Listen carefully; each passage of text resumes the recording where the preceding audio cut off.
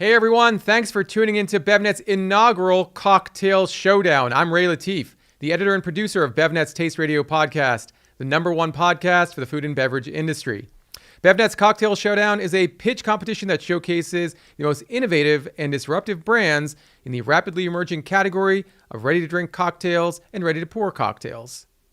The competition features 10 entrepreneurs representing early to mid-stage brands who will each have 4 minutes to present their business plans and products. Following each pitch, the judging panel will provide 5 minutes of immediate and constructive feedback, that is. After all of the brands have presented, the judges will convene, pick a winner, and we will announce that winner live just after 5:30 p.m. Eastern Time.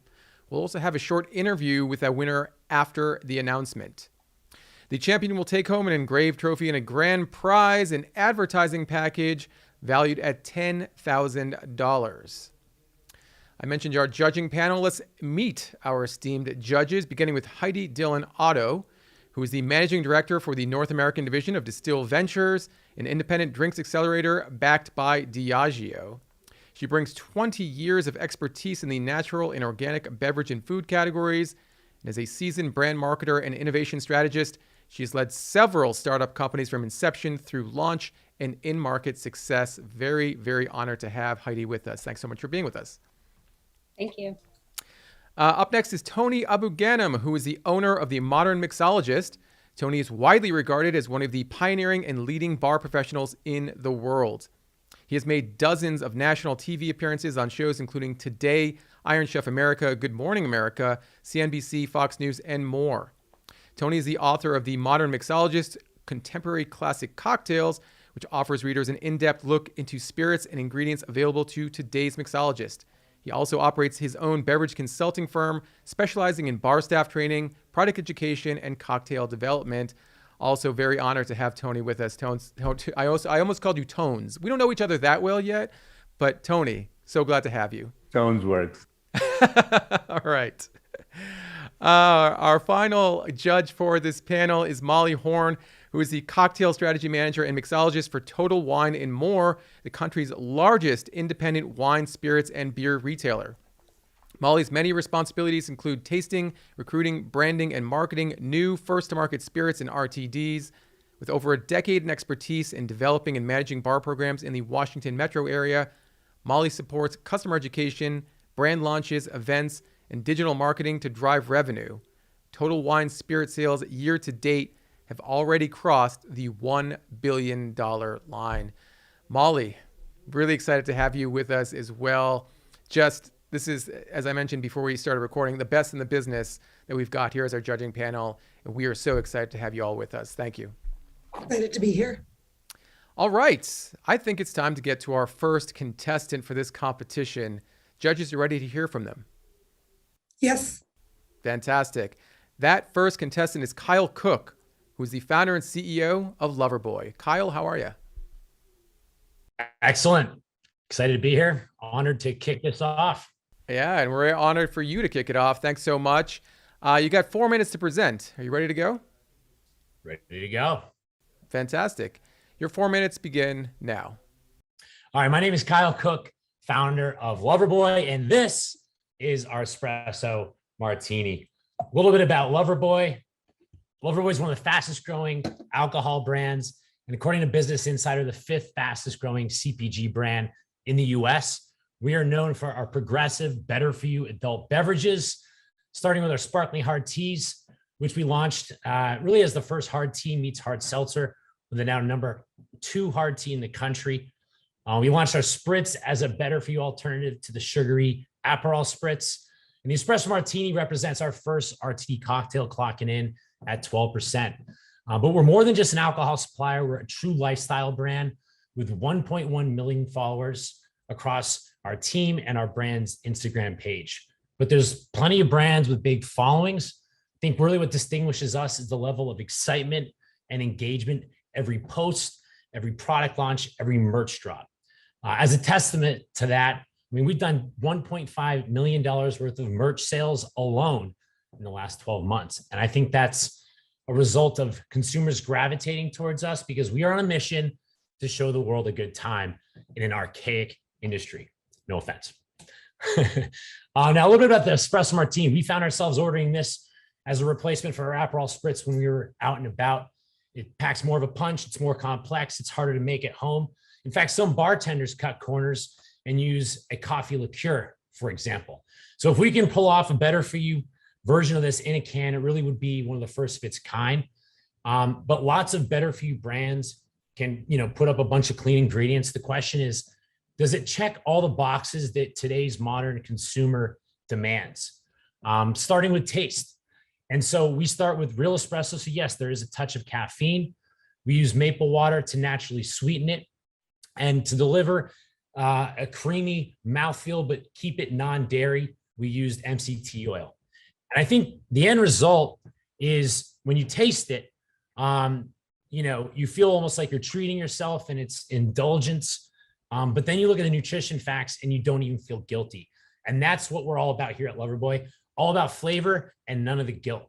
Now we sell these in 8-packs for $49 direct to consumer. So that's about $3 per martini. And this is a true DTC play. Instead of, most, RTD cocktails using spirits, we use the proprietary base that allows us to actually have a direct relationship on Shopify with tens of thousands of our customers. We can't keep them in stock. We launched this in April. We did it via text, sold $100,000 worth to our diehard fans on a text basis in the first 24 minutes. A small restock in June after we sold out in 4 days. That immediately sold out. And then just 2 weeks ago, we processed 3,000 orders off our wait list in the first day. And I think what's great is, I assume all the brands today have an amazing tasting product. We have a very viable business model. We use direct to consumer as kind of like a Trojan horse into 44 states. And now all the retailers and wholesalers are knocking on our door. And we're getting noticed. So I think, the beverage, itself, the espresso martini is spiking popularity. It's always been a top 10 cocktail. Wasn't always on everyone's radar, but now there's this nostalgic resurgence and the espresso martini is having its moment. And we are taking full advantage of it. We're the #1 and #2 Google search for canned espresso martini. So with that, coming up on 4 minutes, again, thank you for having me and looking forward to the judges' questions. All right. Well done, Kyle. And indeed, stick around. The judges might have a few questions for you. A lot packed into that presentation. Well done. I want to start with Molly. A couple points there. Kyle mentioned that Loverboy checks all the boxes for the modern consumer, or that the modern consumer demands, and that retailers are knocking on their door asking for their product to be put into their stores. Both true? Both? Where do you stand on both comments? So I'm actually glad you bring that up because one of my first questions, and Kyle, I happen to be a Bravo television watcher, and I wonder, meaning again, to your point, no disrespect, but I wonder how much of your current business and fans seeking attention is from name recognition versus people really wanting this exact product. And the reason I mention that is I'm curious about the considering it's the concept of Loverboy in general is this kind of better for you cocktail.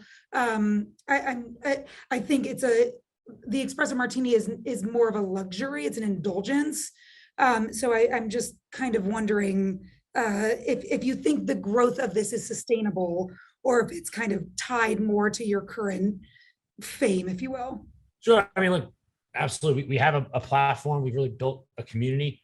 But I think, when we launch a market, for example, with our teas, we're more often than not a top 5 or top 10 hard seltzer. So we're clearly capitalizing on much more than just our audience.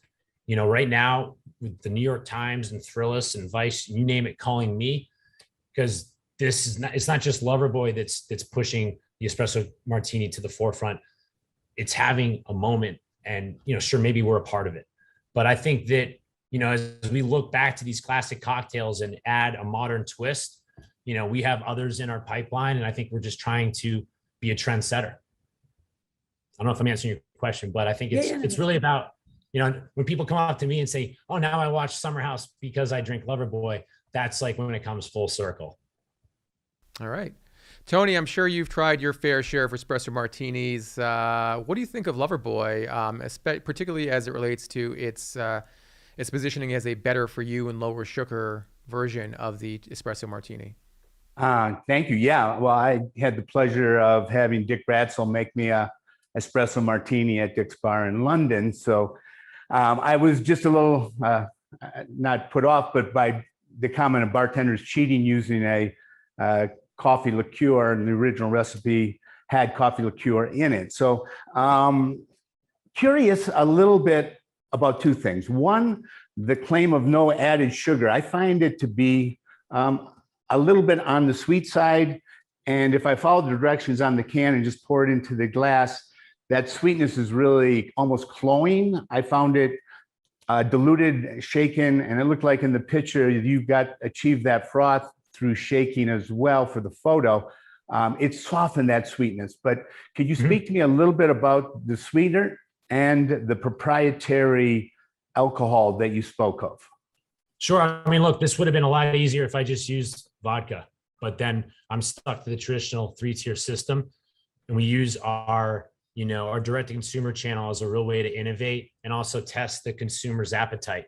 So we used an other than standard orange wine with a proprietary blend that allows us to classify it as a wine product, because technically speaking, it's wine.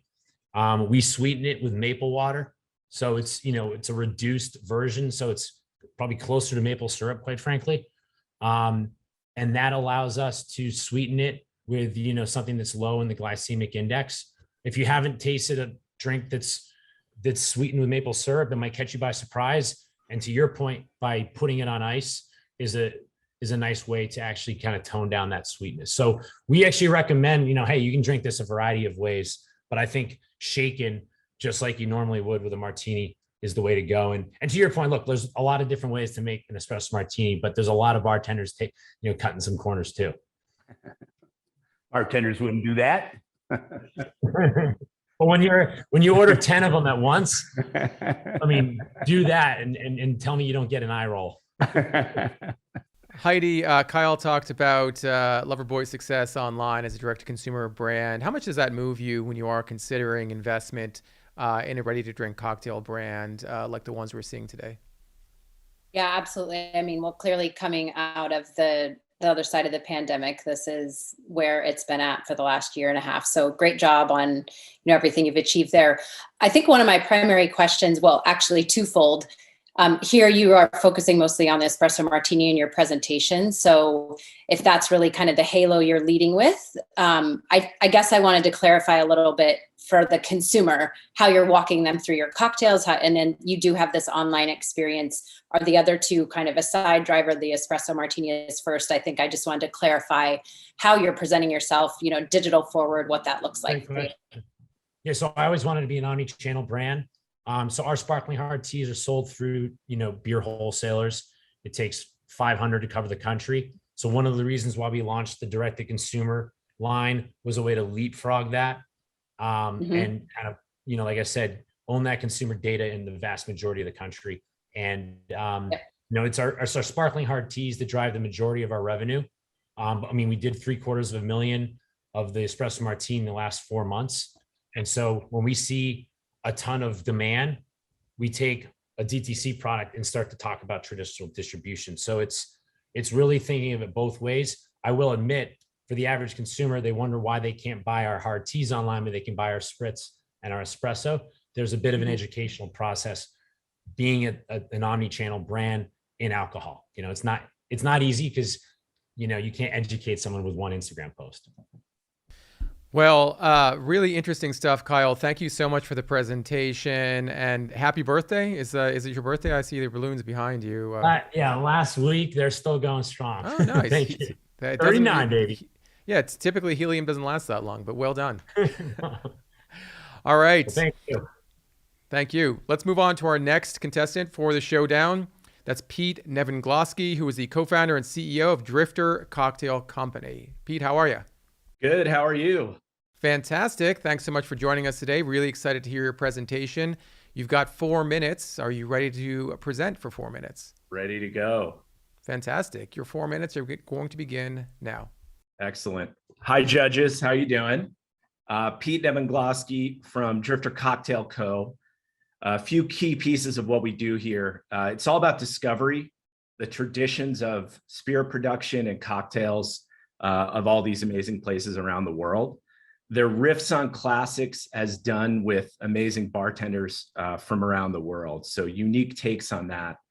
And they're rooted in beautiful spirits where we really talk through the provenance and all natural ingredients. So we got here, this is actually one of my co-founders, Nate Whitehouse, and myself at our cane field in Brazil. Our first product was Avoir Cachaça. We actually launched it in Milk and Honey with Sasha Petrosky. And so we got into the game of beverage alcohol in craft spirits and really fell in love with the way bartenders were taking phenomenal ingredients, discovering those, riffing on it, et cetera, and telling those stories. So we've been telling those stories for the last 10 years throughout the US, Europe, and beyond ourselves. We have a growing spirits portfolio that plays into the cans. Launching Avoir in 2013, we formed Drifter, which is kind of the portfolio, in 2017. We launched an Aquavit in 2019, which is really kind of an homage to the tradition of that we make in Brooklyn, New York, with a gentleman named Alan Katz. But we work with two guys who worked under Klaus Meyer, who opened Noma with Renee. So very culinary forward. And these spirits are the basis of our cocktails. And then we launched cans in 2021. I'll get you into that. We have a tequila coming, which is already in the can before it goes live, that we make with the Orendine family. So one of the original 5 families, the only current independent, called Paladar. The other thing that we did is we're really engaged with the bar community. This is actually me presenting at an event called Tiki by the Sea. But what we do is we're really close partners with a number of amazing bartenders that we've gotten to know. And we wanted to tell their story as well through this product. So kind of 3 key points about it. One, quality, and this is really everything, right? Amazing spirits is the basis, right? And we believe in spirits in a canned cocktail as being the differentiator from a malt-based beverage, as well as the all-natural ingredients. And they're all listed on the back where we source them, super transparent. Renowned is about amazing bartenders, from Morena Mercer in Las Vegas to Nico De Soto in New York to Michael Neff in Houston, Texas. And then discovery is really this mission of telling the story of both the spirit, the way it's produced, and the bartender and their interpretation. So here's an example: the passion fruit caipirinha, which includes Agua Prata, again, made by a 3rd generation woman distiller in Brazil with estate grown cane. The other elements, unique notes here of vanilla, cardamom, and lemongrass. So we're going a bit beyond what might be expected or might be seen in the market currently. This is Morena. She's amazing. She ran the Cosmo and now runs the Win. So really brilliant, really creative bartender. We start with a recipe from those bartenders. We work with a food scientist crew to make sure it's shelf stable, but still kind of pays homage or is true to form to the recipe idea as it stood that we originally received. And then Avoir Prata Cachaça. They've been producing Cachaça Cacia since 1923. The cane is grown on the estate. It's wild yeast fermented. It's single pot distilled, and no electricity used in this process. So it's a key part of telling these components of the story. The next Pete, product. I'm so sorry, you're out of time. Oh but, wow, that was fast. Sorry. Yeah, no I problem. undercut that. Hey, I think you guys got the vibe on what we're doing here, though, and of course you've tasted it. Well, I believe all the judges have tasted it, and I'm excited to hear what the judges think. Tony, let's start with you. I have a feeling you probably know some of the bartenders that have worked with Drifter. What are your initial thoughts on the 4 SKUs that you tasted, and do they live up to this to everything that Pete talked about in terms of premium spirits and really mixologist forward formulations? Well, first off, hey, Pete, my hat goes off to you for engaging these great bartenders in the creation of the drink recipes. as well as celebrating these spirits. I love that you identify them and tell the story. So thank you for both of those things. I know your cachaça well. I love it. In the caipirinha, that's what was missing for me, was a little more of that beautiful cachaça flavor. And I understand at 7%, it's probably difficult to really push the spirit. But any thoughts on getting both that and in the margarita? And your Moscow Mule, of all the mules that I've tasted, was my favorite. So congratulations on the mule. But any thoughts on my concern with bringing up the spirit content? Yeah, good to see you, Tony. And thank you very much for the kind words. Yeah, I mean, honestly, this category, consider it a cocktail highball, right? So we tested 7, 9, 11%. 12 is kind of the north end of it. We actually didn't get much more of the spirit, even at 12%. And obviously you lose on viability and sessionability with it. So I think the reality is, based on the concept of where we're at, unless we were to make a smaller can that's true to form cocktail at, call it 25, 30%, you're probably not going to get all that nuance. That said, I think what you get is very amazing balance, right? You can taste, you're maybe getting less of the great, but you're getting none of the bad. And I think even at 7%, if you're using bad ingredients, it comes through. I mean, you have amazing palate. All the judges here have an amazing palate, and consumers are getting a lot more sophisticated. Yeah, let's talk about consumers for a second, because Pete mentioned that they're building through the bar community, which is kind of the opposite of what we heard from our last presenter. Heidi, what do you think of that approach as it relates to ready-to-drink cocktails specifically? You were reading my mind. This was exactly my question. I wanted to just hear a little bit about your kind of, on versus off-premise strategy. I really liked how you touched on the culinary notes. I also had questions on sides of can, which you touched on. So maybe just take it from that approach of how you think you'll work with the on-premise versus off, and what your vision is there. Totally. I mean, clearly off-premise is the place where consumers are going to pick this up. This is going to be the heaviest volume channel, but we've been living in the on-premise for a long time. We think it's a great place to drive trial and interest. And this is a category that's now become a category that is now seeing itself in usage in high-end restaurants, hotels, et cetera. So we're working with MGM, we're working with the Cosmo, we're working with golf courses. So these kind of in-between quick service environments, this is a great tool to provide something really high quality, but still a year of shelf stability, et cetera. So we think the bulk of our business, probably 60% plus, will still be, off-premise accounts. And we're starting to build in that universe, both in independents and corporate retail, including a bit of total, which we'd love to do more. But yeah, no, and we certainly think the direct-to-consumer, quote unquote, will be relevant for us. That's still running through brick and mortar legally because of the spirit aspect. Yeah. But we can ship to 40 plus states through a network that we've created. So all three of those are relevant channels for us. And, kind of the on and the direct to consumer, quote unquote, are really great trial drivers and awareness drivers. They're going to make sure the product is moving at high velocity in the off premise. And Molly, authenticity is a big part of what Pete talked about in terms of how this brand is positioned and marketed. How much do consumers factor authenticity in a brand story when they are buying products like these? That's such a great question, Ray, because I think that one of the interesting things that I've noticed from this whole competition is that we have a lot of high-end RTDs, which is really kind of an innovative approach to the RTD sector. There's not that many on the market currently, so everyone who's entered this competition is already ahead of the trend. But I think one of the things I'd like to see in that area, and particularly with considering it, Pete, that you guys have this relationship with Sasha Petrovsky and Milk and Honey. And I mean, these are all people I've looked up to my whole life and have had the honor of learning from some of his apprentices. I would love to see that more prominently displayed in the packaging. I think that when you depend, and I'm curious about how you think about who you're marketing towards. But I think the consumer who is going to be interested in these high-end RTDs is an educated consumer who would be very drawn into that aspect. So I think featuring it in some way in the packaging would very much be to your benefit. And I'm curious to hear your thoughts on that. And Pete, we're a little short on time, so if you can keep your comments brief, that would be great. Totally. To me, craft beer is the analogy here. We're entering a new territory. What I will say is, and I don't know if you could see that, the bartender and their story is on the back of the can.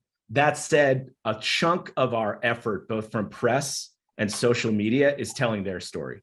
So we really do want to highlight that. Their unique take on it has really helped make this a unique premium product, along with how it's produced.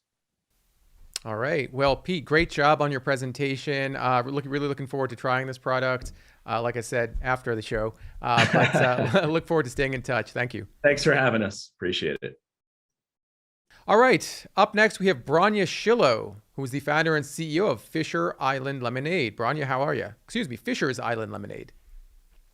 Thanks, Ray. Good to see you. Great to see you as well. It's been a while, but I'm very happy that you're joining us as part of this competition. All right. Your 4 minutes will begin now. Very nice to meet you all. My name is Branya Shillo. I am the founder of Fisher's Island Lemonade. Just want to say thank you to the BevNET team for putting this all together. It's been a long time coming, and I'm excited to be included in this. Thank you to our judges, and hope you guys all enjoyed our samples. If not, enjoy them later. But I'm here to tell you a little bit more about myself and the Fisher's Island Lemonade brand. I created this company back in 2014, so we're on to our 7th year here, and our mission was to create the highest quality, best tasting, ready-to-drink canned cocktail in the United States. I think we're well off to our way with that. One of the things that we're really proud of is connecting with our consumers, whether that may be in person at events, our bartender friends on the on-premise accounts, all the way down to our social media platforms. And that's definitely something that we're very proud of and continue to engage in.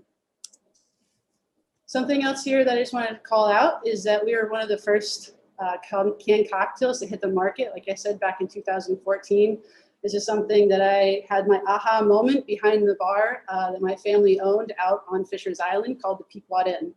One thing that makes us fairly unique is the fact that we are one of the only dual spirit-based canned cocktails on the market today. That consists of our family recipe that has been served and known for generations. And that consists of vodka, barrel-aged whiskey, a little hint of lemon, and honey. And that's an uncarbonated product that's been around for generations that I started canning in 2014. The difference is this is a very delicious, full-flavored product that you can see is a difference between a lot of the RTDs, FMBs, seltzers that are starting to come on the market. We've entered into a handful of competitions and have definitely racked up some nice medals and awards and press to go along with that. We're very proud of some of these that we've gotten a chance to participate in. And one of the other finding factors of this product here is that this comes from a real person, a real place, and is the real ingredients. So hopefully you guys get a chance to enjoy this in your happy place this summer. A little bit more about our story. Fisher's Island is actually part of New York State. It's a little island off the coast of Connecticut. It's been around, I've been going there my entire life, and my family has owned the bar out there, and this is where it really got its start. It's very well known for its natural beauty, oysters, sailing, fishing, golfing, your traditional New England summer. So we're really excited to have launched this at our community and having it be a part of other communities wherever canned cocktails will let you go. A little bit more about our success in 2020. It was definitely a bit of a breakout year for canned cocktails. We sold over 100,000 cases, almost reaching triple-digit growth. We also racked up a couple of titles, being the #1 selling spirit-based lemonade in the RTD category, not only in Connecticut, Massachusetts, and New Jersey. We do have a small footprint, starting out in our backyard, mile deep before a mile wide approach is our strategy. Very proud of the Hot Prospect Award that we received from Impact and Shanken, as well as Drizzly's ranking us as the top three selling RTD brands in 2020 as well. We have actually increased our distribution to 14 states this year, adding in Maryland and Delaware in the last month or so. So we're really proud to be coming down the East Coast and answering everybody's demands for the hottest lemonade out there.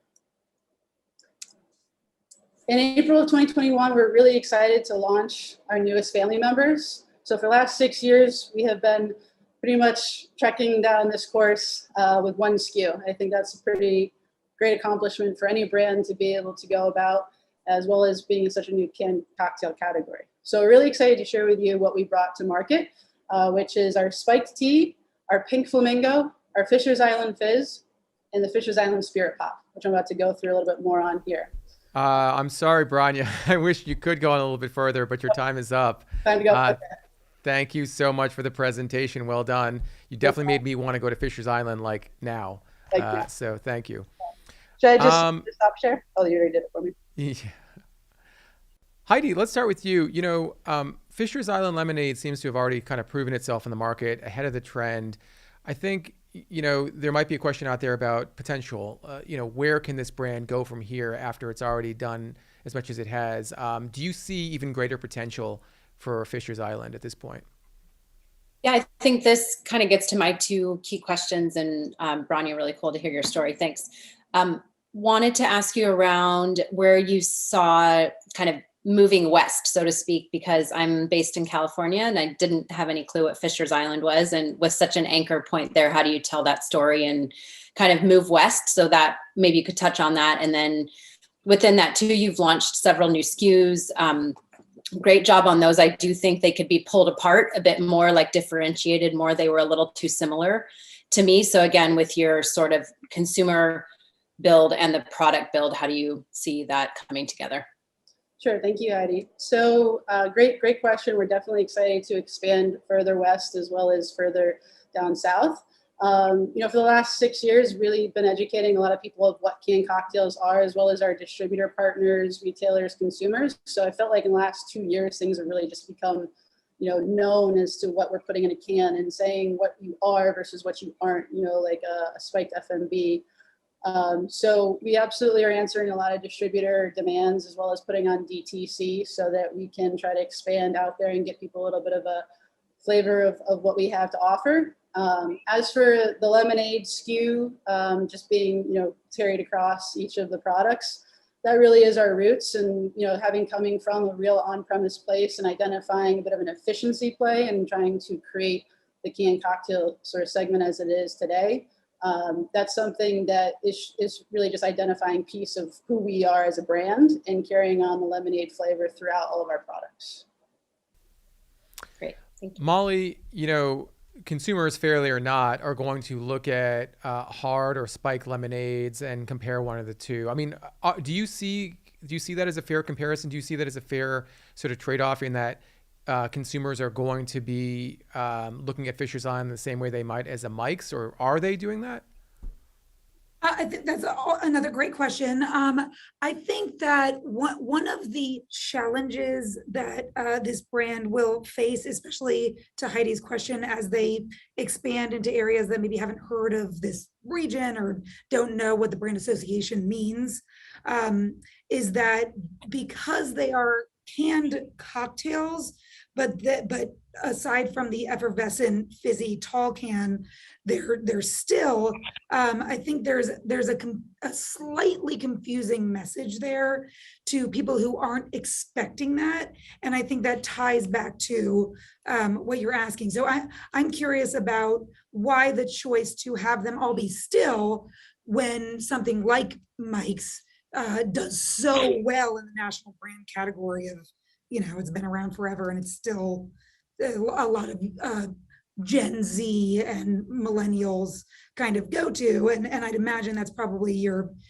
clientele. So I'd wonder your thoughts on that. Sure, absolutely. So, you know, overall, the roots of the brand having started the on-premise and already having a consumer base is definitely something that's really key to our already pre-existing, you know, customers. So they already knew it as a cocktail, similar to, you know, some of the other bartenders that have been showcased. So we really want to make sure that we stayed consistent and didn't sort of disregard what they already knew as Fisher's Island Lemonade, because we just simply canned the recipe that has already been served, honestly, you know, to my uncle and his kids and everything. So we want to make sure that we stay true to that. You know, given the whole seltzer craze and everything that is, you know, carbonation, I think that there's definitely a strong point there, but this is definitely a differentiator for us. And it's incredibly satisfying. I really do think as much as our story is authentic and key and a really major like icing on the cake, the liquid does quite, you know, well sell itself. And you pour that over rice, you pull that out of the cooler, out of the fridge, and you crack that. And it's I think it's, a really refreshing beverage to crack and to share. And it's diversifying, the fact that it's not just another carbonated, cocktail, and it's a unique recipe that's not like anything else you guys have seen out there. Yeah, Tony, we only have a few seconds left, but I'd love to hear your thoughts on that recipe. Vodka, barrel-aged whiskey, honey, and lemon. Did it fit the bill for you? I loved it. Absolutely loved it. And Ray, when you said it took you to Fisher's Island, when the package arrived and I opened it up, it took me somewhere. I didn't know where Fisher's Island was, but I imagined this beach community and everything from the story to the history and the bar behind it and the flavor. And at 9%, it really developed in the glass over ice. It stood up. I thought it was fantastic and I enjoyed the journey. And I love your little tag phrase. Here's the summer never ending. Love it. Cheers. Thank you. Find your island, everybody. Thank you very much, Branya. Well done. And look forward to having some Fisher's Island lemonade in a little bit. Thank you. Sure. All right. On to our next contestants for BevNet's Cocktail Showdown. That's Darren Greenya and Julian Mohammed, the co-owners of Wandering Barman. Darren, Julian, thanks so much for joining us. Thanks for having us. We're excited to be here. Your 4 minutes will begin now. All right. I'm Darren. This is Julian, our co-founder Roxanne. We'll be tuning in with terrible Wi-Fi from a village in Corsica. We are Wandering Barman, and we make bottled handcrafted cocktails. As hospitality veterans, we have an overarching belief that this industry is always in need of solution-driven products, not just CPGs. And that's the case now more than ever. Right. COVID has laid the hospitality industry vulnerabilities completely at bare. A brief story about our story. We opened a New York Times acclaimed restaurant, and that restaurant had a comprehensive craft cocktail program to match. But we quickly found out that it was impossible for our bartenders to keep up with cocktail service during peak hours. And at that time, we were planning to open a craft cocktail bar right next door. So now we're hyper aware of the time it takes to make a cocktail massively impacts the bottom line. Slow speed of service means frustrated customers and lost sales. So we hit the road, and after years of R&D, we figured out how to make batch cocktails as good as made to order.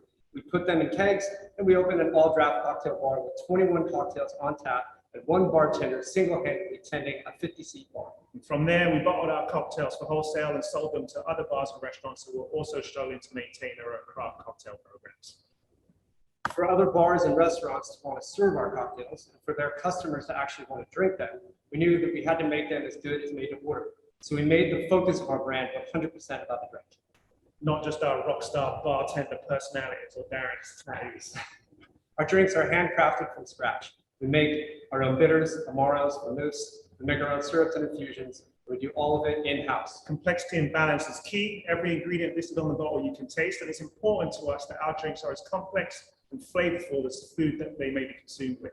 We use all natural ingredients. Even the acids we use are naturally occurring food-derived acids. Vertical integration means we can ensure quality at every step of the chain, from R&D to batching to bottling. We do it all in-house. And transparency, this is key for us.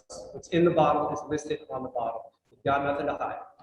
All of this, plus our strategic on-premise focus, is bringing a solution to many of the pain points experienced in the provision of craft cocktail programs in the hospitality industry. We help bars and venues offer craft cocktails with less waste, less training, greater consistency, increased speed of service, and easier inventory management. And all of this, combined with us selling our cocktails at the right price so bars and restaurants can maintain a 4 to 5 times markup, means increased profitability for them. What's that I hear you say? What about all those people at home that could be enjoying the drinks? Well, what we found is that an on-premise focus has actually driven our off-premise sales. In the beginning, when we were self-distributed, we put zero energy into securing off-premise accounts. But after experiencing our cocktails in their favorite bars and restaurants, consumers were asking their local wine and liquor stores about our products. Before long, those stores were contacting us to carry us.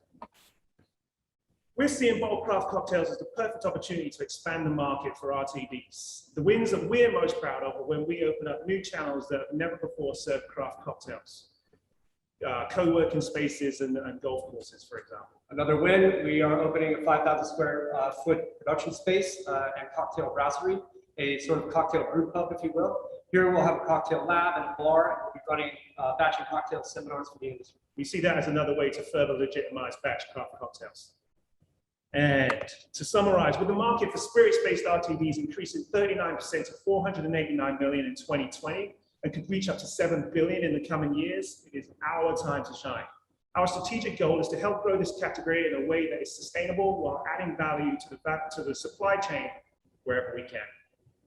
Thank you. Thank you. We did it. You did indeed. Darren, Julian, very well done. Great presentation. Let's take it to the judges. Tony, there was something that really stood out to me in the presentation. It's all about the drink. If they didn't taste as good as they did to order, we wouldn't be doing this. Did you feel the same way? Were these drinks the same quality that you would get from a bar? Pretty much across the board. I was pleased with that. I mean, the use of ingredients, the complexity. I almost question if they might be a little too complex for the average consumer. A lot of interesting ingredients. As the gentleman mentioned, they do all stand out.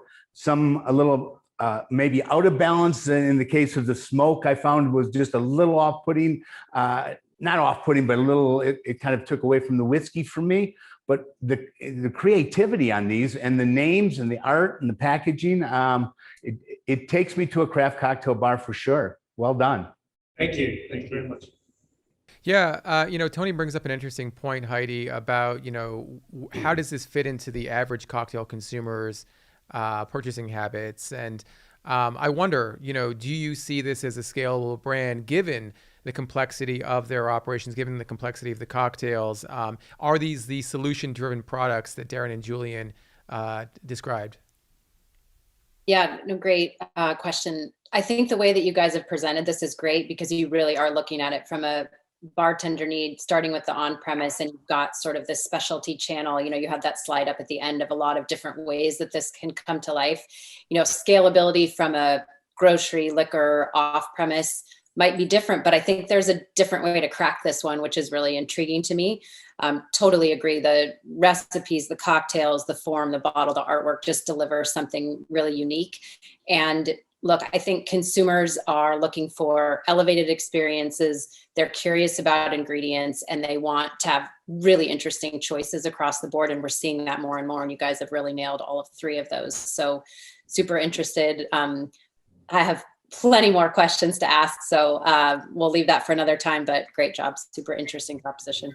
Well, let's hear from Molly, and then we can come back to you, Heidi, if you have some additional questions. Molly, it's interesting because typically we hear brands going from on to off. From on to off. And I wonder, do you see the same sort of path for Wandering Barman? Is it as simple as we've seen in the past? It's interesting because as someone who went from restaurants for the last 15 years and being a beverage director to now being at Total Wine and being off premise, I've really kind of seen the way that changes your consumer base. Because when you're talking about on premise, you have a fairly educated consumer who knows what they like. They have fluidity or spoken language that is shared with the bartender about what the ingredients are. If somebody says oh, it has rose hips, you're like, oh, I know what that means. Versus a average person who shops at a store, they're maybe not quite as eloquent. So I think this product is fantastic. I think the branding is excellent. I think you guys did such a great job with the packaging. I'm curious about a couple things. One of them being what the suggested retail is with the size of it. I think it being kind of flask shaped is a great buy-in for the average home consumer. But considering people aren't necessarily super familiar with the ingredients that you have listed on the back, how are you going to bridge that gap to the consumer who isn't super educated? Well, most of our drinks are plays on classics. So we kind of elevate the classics, but you'll recognize an old-fashioned or a daiquiri, for example. So that's part of that. We're also finding that by focusing on premise, the bartenders, restaurant owners, bar owners end up being kind of ambassadors and doing a lot of that bridging for us. people trust what they receive or the recommendations for their bartenders, and they're open to new experiences is that way. Yeah, I don't know if that So some of the education comes from the on-premise. Yeah. Which they can then take to, their liquor store or grocery store and find the product that they had and like. We're definitely focusing on boutique stores to begin with until mainstream perhaps catches up with classic cocktails. Sure. Yeah. Which will always take some time. Heidi, I'll give you 30 seconds if you want to throw one of those questions in there. Yeah, I mean, same thing, question on the kind of pricing and margin structure. Like, how do you see the sustainability of that? And also shelf life, because that's where you run scalability issues, is around pricing and shelf stability. So those are two of my big ones. We can off screen, we can tell you about our pricing breakdown of the cost to us, but suggested retail price in liquor stores is between $5 and $8. Bars and restaurants, they sell them for 10 to 14. We suggest bars and restaurants sell them at the same price as their regular cocktails. That gives us more legitimacy.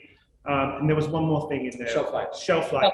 Tell people to store them the same way they store beer and wine. Like these, they will age in the bottle, but they won't go bad. And we want to put these in high volume situations. We're finding that the greatest volume for us happens to be in on premise, because if they put it on the menu, it just sells. But if it goes into liquor stores and people don't know who we are, it will just sit there. So that's our deal. Yeah. Okay. All right. Thank you very much. Thank you. Darren, Julian, thank you so much. Well done. Thank you. Thank you. All right. Let's move on to our fifth contestants for this competition. We have Christy Noonson, John Noonson, and Ken D, the co-founders of Brody's Crafted Cocktails. Christy, John, Ken, how are you? Good. How are you? Doing great. Doing great. Looks like you're ready to go. You have 4 minutes to present. Are you ready to go? I think we're ready to go. Fantastic. Your 4 minutes begin now. Hi, I'm Christy, founder of Brody's Crafted Cocktails, and I'm here with my co-founders, John and Ken. Brody's was created in my kitchen when John worked to perfect my favorite cocktail, the French 75. I'm not a beer or wine drinker, and I was always looking for a consistently good cocktail, but was having trouble finding it. So John decided to make it for me. Although this was very sweet of him to do, there were still two issues. One, it was time consuming to make. Every time I wanted a cocktail or we entertained guests, John was stuck making drinks. And two, I couldn't take it anywhere with me. Since John and Ken have experience in the beverage industry, they were discussing different brands and launches one afternoon, and it struck me that if we bottled something like my favorite French 75, we might be onto something. And that is when the concept of Brody's was born. And so we proudly introduced Brody's, a unique line of authentic crafted cocktails with properly balanced flavor profiles. We designed these cocktails to be enjoyed on their own or adding a sparkling component to make them really shine. We gave the consumer this choice because everyone has different preferences for their sparkling, as well as the added benefit of not having the drink go flat once opened. We have a line of 5 cocktails that range from 16 to 25% ABV with a suggested price range of $12 to $14. Knowing that they had to be perfect, we took our time in making sure that the taste and flavor profiles were accurate and authentic. Our initial 5 offerings consist of 2 gin-based cocktails, the French 75 and Touch of Grey, 2 vodka-based cocktails, the Black Orchid and Minted Mule, and 1 rum-based cocktail, the Airmail. Our target demographic is older millennials and Gen Xers, a group that together has a spending power of nearly $3 trillion annually. This demographic enjoys more intimate gatherings with those they love, like small dinner parties at home, days at the beach, camping trips, and many events with their kids. They're busy in their daily lives with work and youth activities and relish the downtime they have and the moments they make in that time. They're extremely loyal to brands, and Brody's is appealing to them because we are convenient, consistently good, customizable, all natural, and mission driven, which we'll talk about in just a bit. With the formulation set, supply chain ready to roll, and a fresh set of awards from the annual SIP Awards and New York International Spirits Competition, we were ready to execute our 3-phase sales and marketing launch plan. Phase 1 began on May 1st of this year and primarily focused on proof of concept in our local market with retailers as well as consumers. Our small yet ambitious team personally placed Brody's with several dozen independent liquor stores and small chain locations with a success rate of nearly 90%. With confidence that retailers were indeed looking for products like Brody's, we were then able to gauge consumer acceptance through sampling events. Once again, our try and buy success rate was nearly 90%. With phase 1 nearly complete, phase 2 is already underway. Focusing on traditional distributor relationships and engaging with strong sales and marketing partners, Brody's is already committed to a multi-market phase 2 strategy, targeting Florida, Louisiana, and Connecticut, which are already under agreement with both distribution and retail, New York, Massachusetts, and New Jersey. Our near-term target for phase 2 is to obtain at least 200 committed locations by the end of the year. Phase 3, which can run concurrently with the other phases, focuses on innovation for the 2022 season. After launching with gin, vodka, and rum, we recognize a need for equally superb offerings in bourbon as well as tequila. Quite often we are asked, why Brody's? And we always enjoy sharing the story. Many years ago, our first puppy, Monty, a Brittany Spaniel, who's featured on the French 75 label, was an incredibly important member of our young family. While we consider that as a basis for the brand, we've realized that each of our founders has an equally inspiring relationship with their canine companions. So as a way to honor them all, we combine letters from their names to create Brody, everyone's favorite companion. Speaking of the dogs, our adopted mission at Brody's is to give back to our community in a way of improving the lives of pets in need. We love our dogs and hate seeing any dog suffer. So we are giving back up to 5% of our proceeds to assisting shelters, vets, and other organizations that help animals in need. Thank you. Thank you for your time. Thank you very much. Well done. All right, this is the first multi-serve cocktail brand that we've seen. I guess, you could probably swig this in one sitting, but, to each his own, right? Molly, I'm interested to hear, what do you think of the potential for multi-serves like this? We've seen multi-serve cocktail, ready to drink, ready to pour cocktail brands in the past. Do you see some runway for success for a brand like Brody's? So great question. I think with the price point and the alcohol percentage, that is definitely something that consumers would be drawn into because they have, that's something that people look at when they're walking down the shelf is like, how much value are they getting for their dollar? I do think personally, based on the flavor profile, having tasted them without club soda or sparkling wine and on their own over the rocks, I think that it might almost behoove you guys to maybe focus on it being something that needs a little bit of dilution. I don't think there's anything wrong with that. It's kind of awesome, and there's nothing on the market like it where it's like, this is the base of a cocktail, you just have to add club soda or sparkling wine. I almost think that's more unique, and I think it's difficult to find the right balance of flavor of something that will taste equally full-bodied on its own or with sparkling wine, and I'm not quite sure that it's there in this package. So that would be my one piece of advice. But in general, I think it's fantastic. And the one other thing I would say is I would love to see something about the fact that you guys are giving back to the adoption animal community on the packaging. I think that's something that people would really be drawn to. And if I hadn't known that, I maybe wouldn't have picked it up. Okay. Thank you. Thank you. That definitely great suggestions. I think one of the things you pointed out about the product being very citrus forward is we were trying to find that proper balance between being citrus in its base, but also in a way that once it gets diluted and added with a sparkling component or club soda, that it's not over diluted and tasting watered down. So there's a fine line there, and we're right walking on the edge of that. Right. But definitely with the mission-based piece, we'll definitely take that under advisement. Appreciate that. Tony, did you get to try Brody's cocktails in the three ways that they suggested, chilled, over ice, and add bubbles? And if so, what are your thoughts on the taste of these beverages? Well, first of all, the French 75 is one of my favorite drinks, so I was very, very excited to try that. I did not try it with the bubbles because I approached all of these as a ready to drink. I did try it over ice, all of them over ice and chilled neat. I also seemed to feel the acidity pretty much across the line was a little high. And again, when I think of a ready to drink, if I'm going to get the bubbles and add that, it becomes more of a part of an overall drink. So frankly, if I'm making a French 75, I'm going to squeeze a little lemon juice, put some simple in there and gin, and add the bubbles. That said, I would like to see more information on the bottle also. It doesn't really, serving 5, if I don't finish it, do I refrigerate it? How long will it stay refrigerated after opening?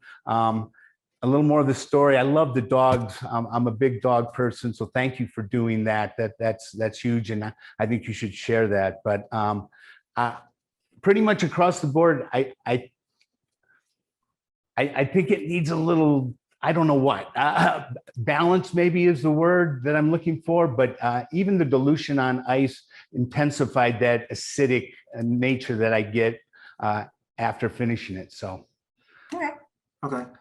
As far as the shelf life goes of refrigeration, it does not need to be refrigerated after opening. And that's one of the reasons why we made it still, because you wouldn't have to drink the whole bottle the entire time. It's got a 2-year shelf life. So it can last for a while. Again, it's only in a 375 ml bottle. So we were again, initial offering, we weren't sure, we didn't want to give too big of a size for somebody to who didn't know what we were offering. So we know we have the education of the consumers that we're working through, and I appreciate the feedback. Heidi, you get the last word and last questions to Christy, John, and Ken. Go for it. Yeah, I mean, I think both of our other judges have hit on similar space that I had. It was just really helping the consumer get through how to use this product. I struggled to, know, I tried all the variations and some were better than others. So I think, making a bit of a decision to get pointed on that and be clear with the consumer of, how you would actually suggest that for sure. Sort of, I guess, to that end with the consumer, maybe what you could do is just share a bit about where you think some sweet spots are to really educate the consumer. And if this is a lifestyle brand, I think it's really about how to, when and where and how do I drink this, and nailing that how to drink seems to be an area we're all touching on. So curious about the other thoughts. As far as the concept, and again, thank you for your feedback. We definitely have been learning that as we engage with the consumers and sample with an added component to it and showing them how to enjoy it. And that's usually what happens. Somebody buying a bottle of Prosecco, hey, we've got an opportunity for you to pair this with Prosecco, and it really does hit home. And that was really the genesis of the project, was how do we have a French 75 that's shelf stable without the bubbles that Christy tends to like. A very specific type of champagne that most people would say do not put that in a French 75, but she does. Some people don't like bubbles, and some people would rather just have seltzer. Agreed. That really ends up being more of the focus of the brand. Each of these actually originates from a sparkling style cocktail, but engaging with the consumer and having them become a part of the process, as opposed to just giving them something that's complete and ready to go. Yeah. Run with that. That's what's working. Run with it and be more specific, I would say, on that sparkling piece for sure. Excellent. Thank you. Yeah, great feedback, great presentation. Well done, Christy, John, and Ken. Thanks so much. Thank you. Thank you. All right. On to our next contestant for this episode. That's Neil Cohen, who's the co-founder of Tip Top Proper Cocktails. Neil, how are you? I'm doing great. Thank you. How are you? I'm doing great. Great to see you and excited to hear your presentation. You got 4 minutes. You ready to go? Sure. Yeah. Fantastic. Your 4 minutes will begin now. Thank you to BevNET and to the judges for the opportunity to highlight our growing category of prepared cocktails, and specifically my brand Tip Top Proper Cocktails. I'm Neil Cohen, one of the founders of Tip Top, along with my childhood friend, Yoni Reisman. We're on an exciting journey, and I'm glad to be able to share some of this with you today. Our journey began as music festival producers, and we spoke to consumers, concessionaires, and to our inner monologue and decided we needed a better solution for serving a quality cocktail in high volume spaces like music festivals. And so we launched in the market a little less than 2 years ago, and we're well on our way to laying the foundation to create the world's most loved cocktail brand, which is our vision.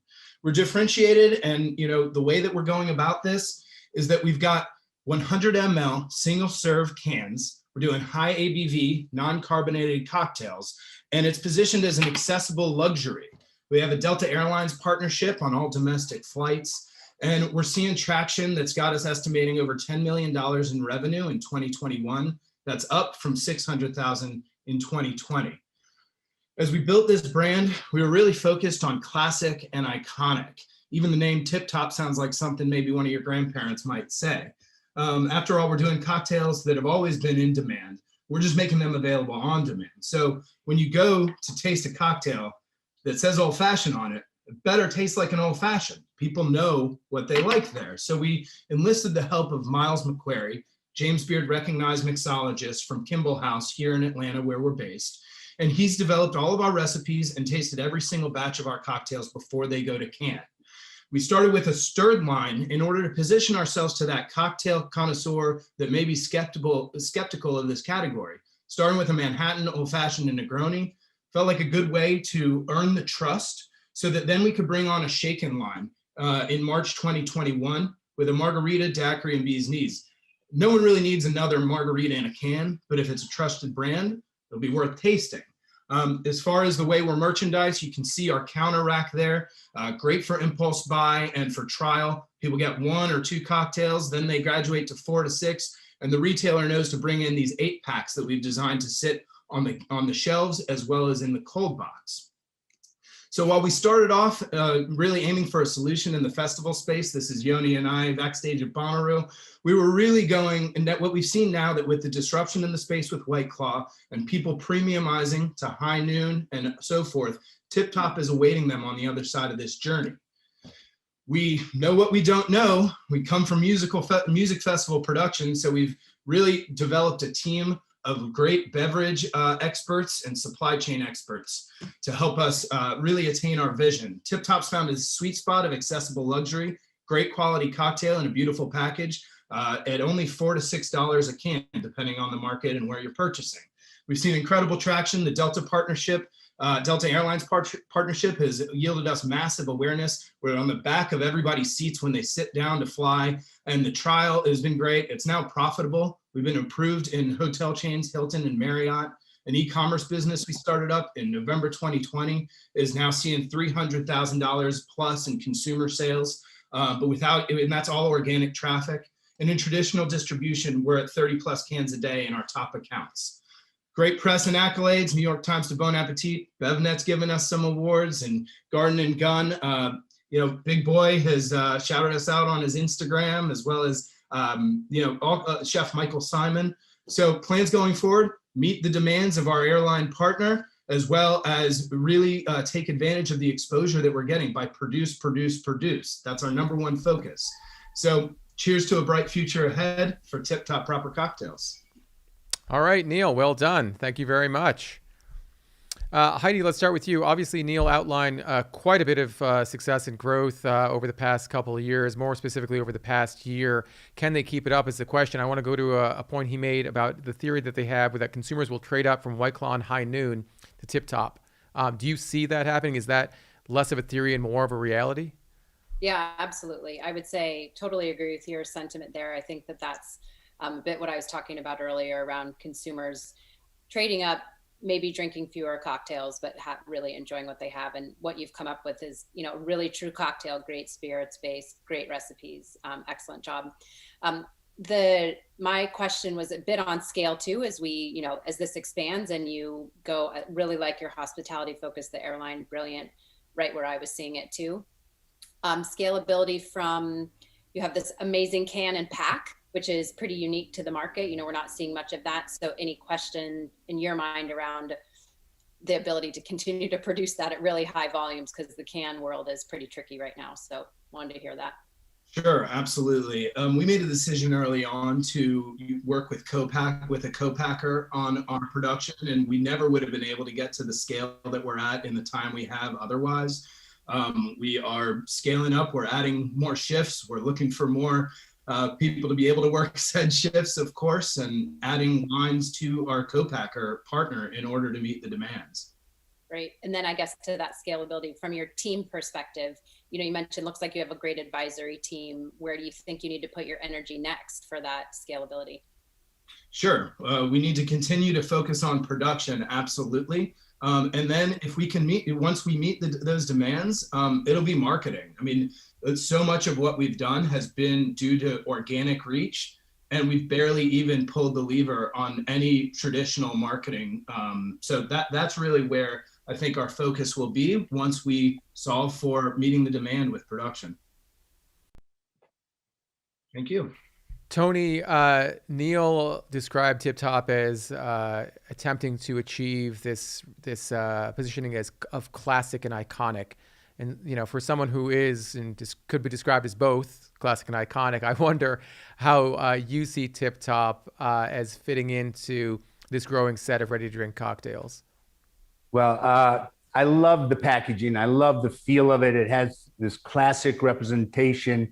It kind of jumps off the shelf at me. I love that you're doing higher proof cocktails, boozier cocktails. What maybe some of mine, you said it should taste like the cocktail. I don't know how familiar you are with the Negroni, but do you think your Negroni tastes like a classic Negroni? Sure. I think that what we were aiming for, obviously, that's not actual Campari in there. We've made our own red bitter aperitif, and that's a secret recipe. But you know, as far as the Negroni, I think we're achieving a balance that sometimes Negronis don't always have. That bitter wallop that happens, it's still recognizable as a Negroni, and I think we still have some room for improvement. And we actually have a formulation that'll be going in the can in the future that I think kind of ups some of that bitterness that may be a little bit lacking for the true Negroni, like bitter fan. Yeah, I kind of live by the sword that no Campari, no Negroni, but I know that's hard to do with proprietary. I hear you. But your old fashioned was spot on. I finished the whole thing over ice. It just got better.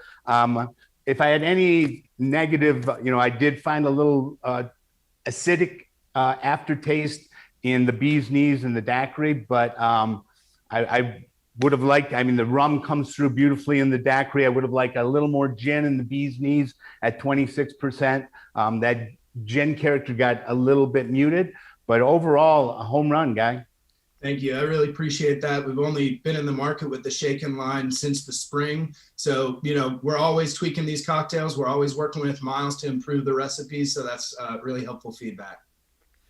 Yeah, Molly, you get the last word here. You know, Tip Top markets a variety of cocktails, a pretty wide variety of cocktails. Is that something you like to see out of producers, some of the brands that you work with, or do they need to be a little bit more narrow focused to work with you guys? Well, first of all, speaking of last word, if anyone wants to follow that, that would be delicious. No, I think that variety is, of course, one of the key elements to being successful. Obviously, you don't want to overindulge, but it's important to have, you know, a range of things that are going to engage a range of consumers. I am interested to hear about the financial, the suggested retail of these and kind of how that would present itself to consumers, because I love the packaging. I think it's adorable. And actually I was, somebody walked by the office when I was tasting them and they were like, oh my God, that's so cute. What is it? And so I think it very much like appeals to, like you said, the music festival goer, the young woman or gentleman who, whatever, wants to carry something with them. But I'm curious about how that financially translates to the consumer, because these are higher proof and they're small. Yeah, absolutely. You know, it is a small can. As soon as someone tastes it, they recognize that, you know, in this can, there's over 2 ounces of spirit, and you're getting really high proof. You know, I think it's all about accessibility, like I said, an accessible luxury. So at $4 to $6, depending on the market that you're in, we're really able to capture trial and also, you know, attract a higher end consumer. So it's really feels like it's in the sweet spot. And once you're tasting it, it really, you know, is equivalent to some of these really high level cocktails that you would get at a cocktail bar. He's at $4 to $6? Yes, per can. That's, you know, depending on the market. All right. Neil, thanks so much. Well done on that presentation, and hope to catch up with you in person soon at some point this year. Great. Look forward to it. Thank you. Fantastic. Thanks so much. All right. Up next, we have Tom Dufik, who is the co-founder and president of Plain Spoke Cocktail Company. Tom, how are you? I am wonderful. How are you, Ray? I'm doing great. I'm doing great. I'm excited to hear your presentation. Are you ready to give it? I am ready. Fantastic. Your 4 minutes will begin now. So my name is Tom Dufek. Like Ray said, I'm one of the co-founders of Plain Spoke Cocktail Company based in Madison, Wisconsin. And wanted to just, thank you guys for having us first and foremost, and then tell you a little bit more about our cocktails here. So I'm a recovering bartender. I spent about a decade behind the bar, running cocktail programs, drinking cocktails, making cocktails. And we launched Plain Spoke about 3 years ago. We saw the need for a better canned cocktail. I think, in the terms of in the timeline of RTDs, we're probably a little bit on the older scale, I guess. 3 years, the space has changed so much in that time. When we came out, there was not a ton of cocktails that were made with real spirits, real ingredients. So what we really wanted to do was take the convenience of a canned cocktail and put it in a format that actually had quality ingredients.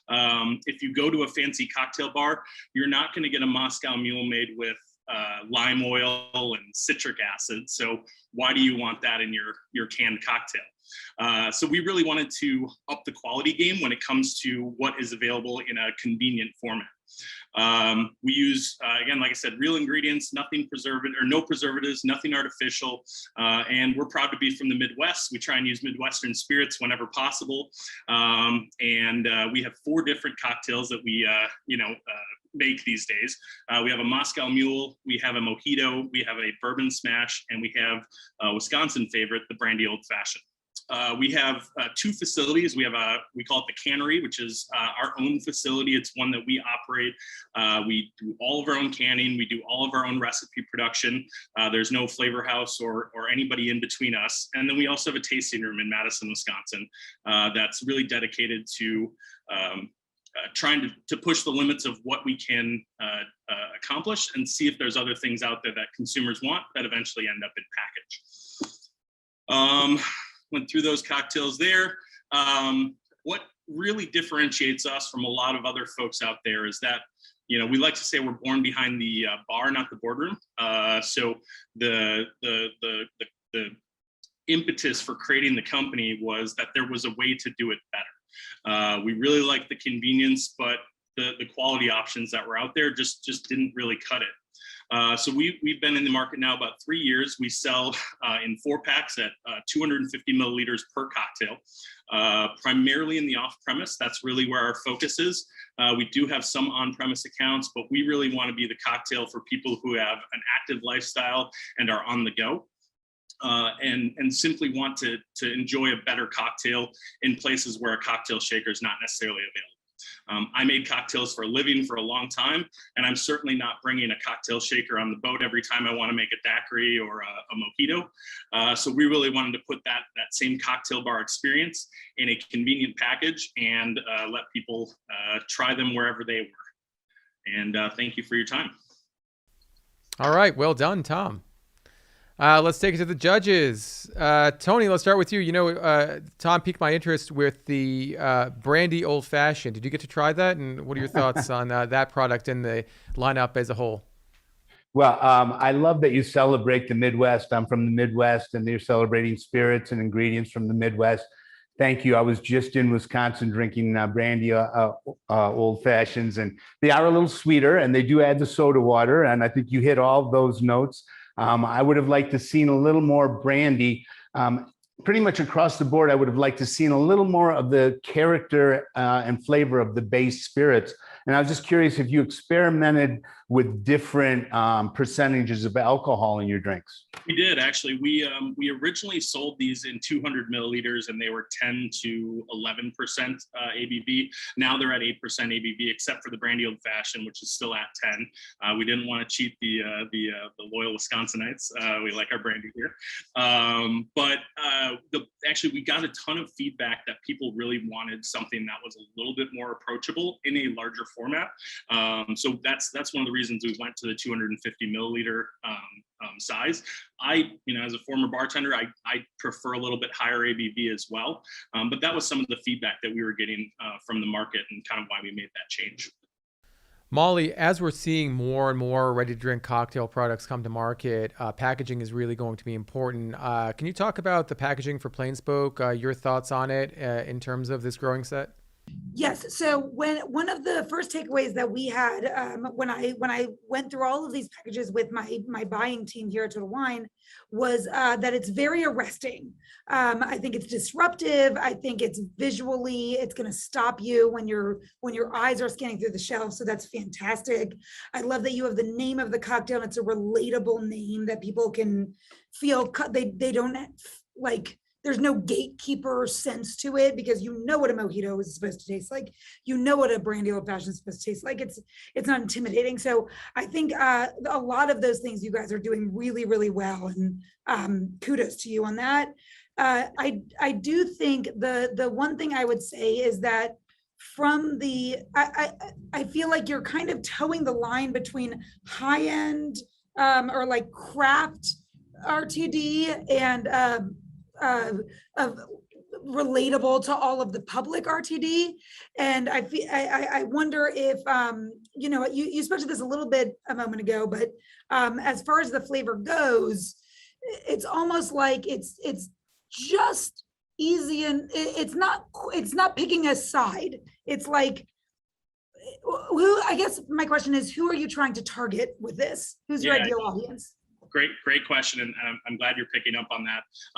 Like I said, we started about 3 years ago, so the RTD market was nowhere kind of near as developed as it is these days. So we really wanted to come out with cocktails that, first of all, people knew of, that they'd heard of, and then we didn't want to, go super crazy with house-made ingredients and things that people could kind of push people off. We really wanted to start to introduce people to this concept of it can come in a can and it can actually taste good and it can use good ingredients. One of the things that we're starting to do this year, we actually did it. We released a new cocktail about 1 month ago, and we made a bee's knees with cardamom. So we added a little bit of a twist on that one. And that's one of the things that we're really looking forward to. That was actually my favorite.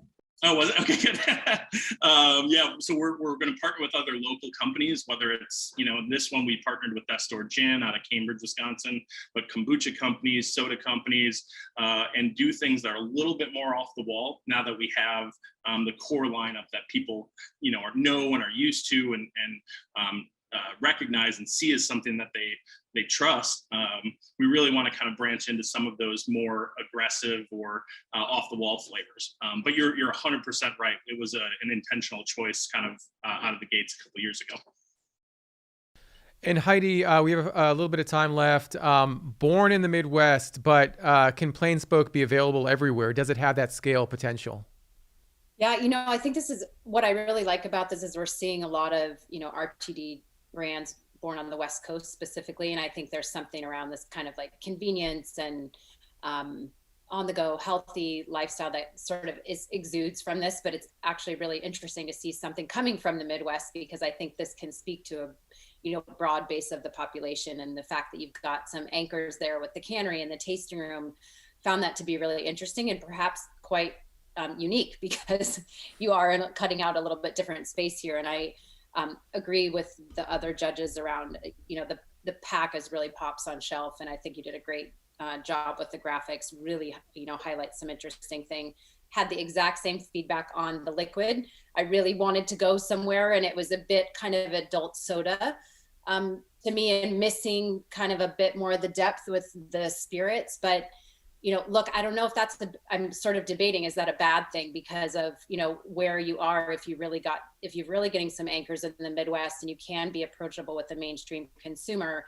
I think the way you've explained the laddering of the, now bringing on the bee's knees, and I'd really like the call of the down there. I think there's some interesting things you've gotten. So, probably one of the things I would ask and even recommend is, as you lay out your strategy forward with that, how do you see that rolling out as you expand? So I'll ask you the question, and if not fully fleshed out, maybe something to think about going forward. Yeah. Well, for us, it really starts at the tasting room, kind of seeing what people respond to. It really gives us this kind of lab, if you will, to really see what people are interested in.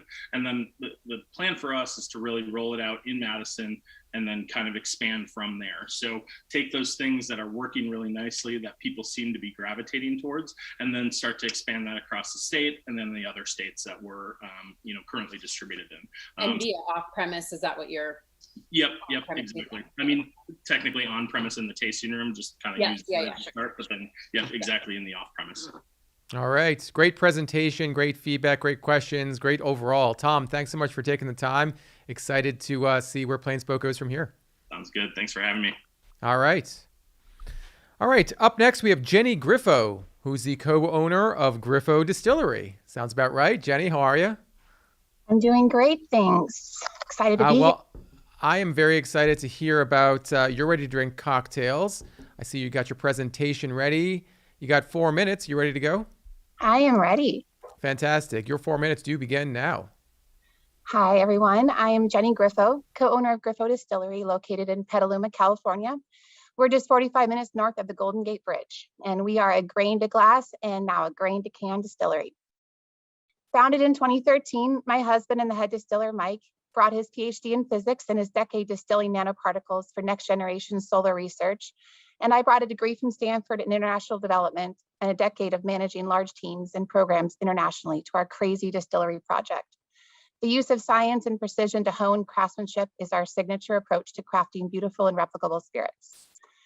With 6 spirits on the market, including our newly released vodka, and now our 2 newly launched canned cocktails, we have distribution in 3 countries and 14 states, primarily along the western and eastern coasts. Our facility is 13,000 square feet, has a 4 million annual can production capacity, and cans cocktails and custom distills for over 50 nationwide brands. We have a full event program and barrel program open to the public with food, wine, beer, and of course, cocktails.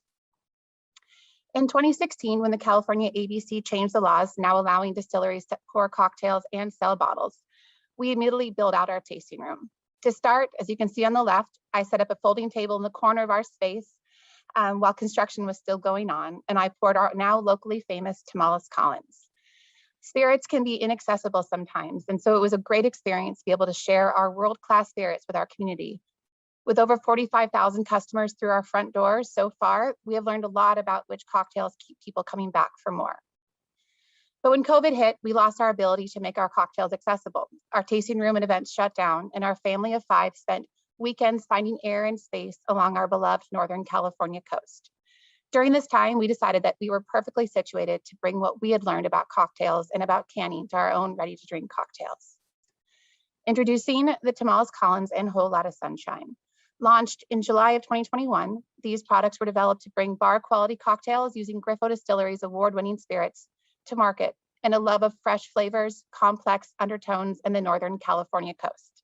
Sold in 4 packs of 250 ml cans, these cans each contain only fresh juice, 2 ounces of Griffo spirits, Flora Luna organic syrups, and water. That's it. The Tamales Collins. This is our spin on the classic Tom Collins. It is a refreshing, lightly citrusy drink crafted with our Scott Street gin, fresh lemon juice, blood orange juice, and a touch of cardamom clove syrup. Now you don't have to be at the distillery to enjoy this Griffo cocktail and taste a part of our Sonoma County story. And bonus points if you enjoy it near Tamales Bay. Whole Lotta Sunshine. Now this special drink is like running through a field of wildflowers into a citrus grove, directly followed by a spontaneous splash in the Pacific Ocean. With uplifting grapefruit, light floral notes, our premium vodka, and the perfect touch of Amaro, this balanced spritzer is sure to be a summertime or literally anytime favorite, like California in a can. In honor of a world that we can pass on to our 3 children, we donate a portion of all sales to climate action groups, the first being Coral Reef Alliance, a fan of our 8-year-old son, Henry. We are currently testing market sales locally in a few large key accounts that we've partnered with since the very beginning of our distillery. And we are looking to a larger spring 2022 release, focusing on coastal communities along the western and eastern seaboards. For reference, 26.7 million people live in coastal communities in California alone. So our penetration need not be nationally broad, but deep within the ideal coastal niches. Thank you for learning more about Griffo Distillery and our new canned cocktails. please drink with purpose. All right. Well done, Jenny. Thank you. Let's hear from the judges. Heidi, we'll start with you. Griffo's Cocktails, as Jenny outlined, were born out of COVID. Born out of COVID is one thing, but where do they go from here? Do you see a runway for the cocktails as they stand today, as they're positioned today? Yeah, Jenny, great job. Really like the cocktails. I think there's some really unique flavors in here and does a great job of delivering an interesting cocktail and the aroma and some interesting notes, as you say. I really like them. This was exactly my question. How do you, as you're looking at your business and expanding, where do you see putting your energy? And I think, as we'll often see, really like when you've got your spirits going into the can, because there's something about that whole, but it also really creates complexity with where you focus and how it's almost two different businesses. So curious to hear, just that. How do you see this evolving? Yeah, luckily our distributors are really on board with bringing these to market, and they're doing so right now in small ways to kind of test where we're most successful. But in particular, focusing on the Sonoma County, Napa, Mendocino areas, these products are being really well received by premium boutique hotels. We have tons of hotels all along our coast that we have deep and long-term partnerships because they all serve our spirits within their bar, and they're moving them right now into their mini bars in their hotels. And it's been exciting to see that, we don't have to sell millions of units for us to be successful with these SKUs. It's more about deep penetration within the ideal kind of clients.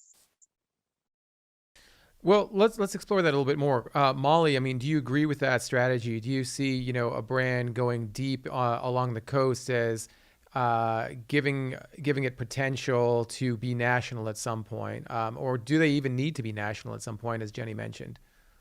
Well, of course, we all always want to get as much, exposure and sell as much as we can. I imagine nobody would say no to the opportunity to go national. That's right.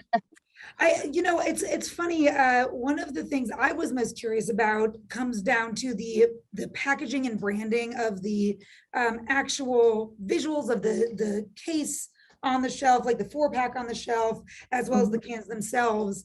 And one thing that I learned, I'm a little older than some of the people I work with, but somebody walked past my desk who's in her young 20s, and she was like, "Oh, that's Grand Millennial. That's Grand Millennial chic." And I didn't know what that meant, and she informed me. But I'm wondering, like, what your ideal kind of customer is, and how you see that developing, or how you're targeting them. Yeah, thank you. And I think that your colleague is right in that we do have a large appeal to quite a different demographics out there, and we've been able to launch locally out of our tasting room and serve our current customers. And we have a range from seniors and graduates from our local colleges to retirement groups here, and all of them seem to be responding to the packaging. I think our love of the coast and our love of craft beautiful ingredients really comes through for them and makes the price point kind of really worth it to them. And what's the price point? Or $5 a can, depending on which market. Tony, Jenny described A Whole Lot of Sunshine as California in a can. Well, she had a much more beautiful description before she said that. What are your thoughts on The Whole Lot of Sunshine and the one I'm holding in my hand, the Tamales Cocktails? Well, I love the package. I love the feel. I love that part of California. I'm a Bay Area guy. Rode my motorcycle up there. So it really kind of took me to the place. And first thing I wrote down was fresh citrus, like sunshine in a glass. So I agree with that. That's great. And on the Collins, well balanced. The gin, even at 10.5, was there. It was in balance. It was in harmony. My only negative was the fizz dissipated rather quickly in the Collins. I love that tickle of the bubbles. And especially when I poured it over ice, I preferred it chilled right from the can the best. But I was just curious, did you have any issues with carbonation, or maybe upping the carbonation? And that's really great feedback. And since we do it in-house, it's really simple for us to just increase that carbonation level.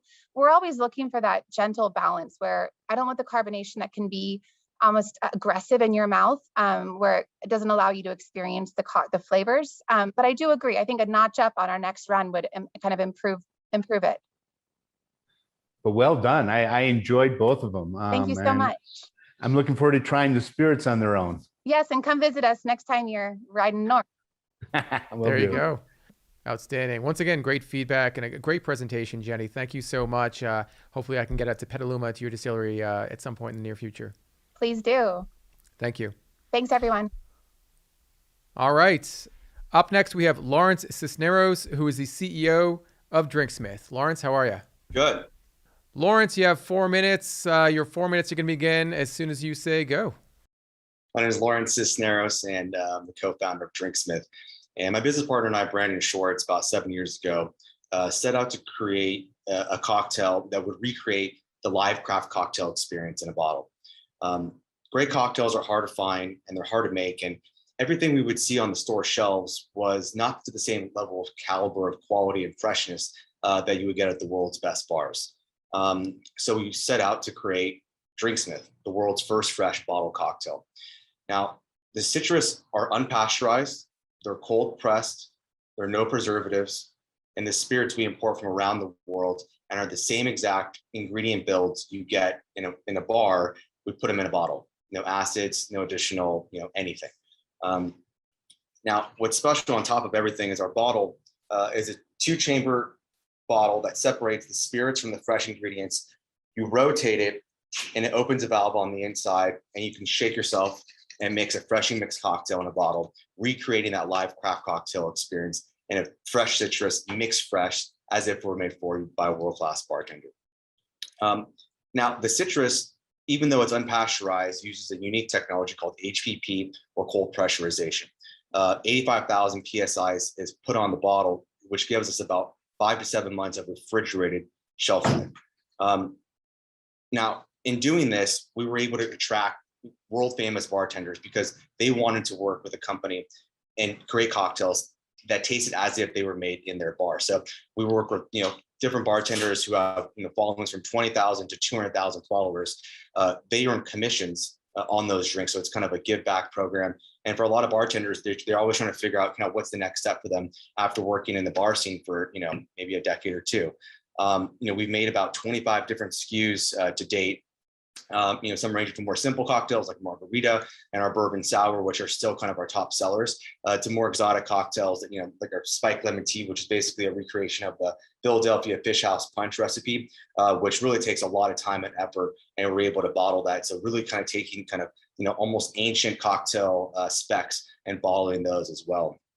And so what's really cool about not only making a product that people can taste the difference of, because that citrus, we've gone to so many lengths to really kind of preserve it, preserve the freshness essentially. We kind of created a moat around our product. There's not really anyone who's going to be able to do it because of all the lengths of the cold chain from bottling to distribution that we've done. We've been able to actually get a patent on our bottles. Is actually a little old of the slides. We were just recently granted that. And one of the special things was the manufacturing component. So we were actually able to joint venture with one of the largest fresh juice co-packers in the country, and we created a JV where we have the only facility in the country that has the FDA and TTB compliant licenses to bottle both fresh citrus and bulk spirits all in the same facility. To date, we launched about 2 months before COVID, even though it was like a 5-year development, and we do about 99% of our sales through the website. On the back end, we've worked through an app called Cloud Bar, where orders essentially routed to different retailers around the country that fulfill those orders. We move about 25,000 drinks a month through the website. And as we kind of were leaving COVID, we're having our eyes towards brick and mortar distribution. We're actually in a test store in Total Wine. We actually just greenlit to all of Southern California this past week, which is exciting. We just shipped our first pallet out to a distributor in Georgia, about 2 pallets, and we're able to move about through 1 pallet, to a number of their retail partners, in a matter of days. And we're greenlit to have brick and mortar Lawrence, distribution. I'm sorry, I have to stop you there. Your 4 minutes are up, but thank you very much. Great presentation. Yep. Molly, let's start with you. Lawrence mentioned that the brand has already gotten into Total Wine. What's interesting is you mentioned earlier the ability to sell a lot of product is really of key importance. Given the fact that this does need to be refrigerated, do you see this as being limited in comparison to other RTD cocktail products? Sorry. Oh, I'm sorry. That's a question from Molly. Well, I'm going to follow up on it. I'm going to ask you a question. So don't worry, Lawrence. You're up to bat in a second. And I think that's a very good point that you make, Ray, because one of my biggest takeaways, and I was talking to our ambassador who actually brought it into the stores that we are currently carrying you guys in. And our biggest concern is not just the fact that it has to be refrigerated. Sure, so does beer if you want to buy it and have it ready to go. But the concern that we have and that I have is really more of the shelf life and the range of SKUs. So it's like, how does a store decide which ones to carry? You can't necessarily carry all of them with the range of expiration dates because they're not all the same, which is very valid, but that my biggest concern would kind of be like how to approach that, how you're pitching that to who's going to carry you and how you picture your ideal clientele outside of just the direct to consumer market.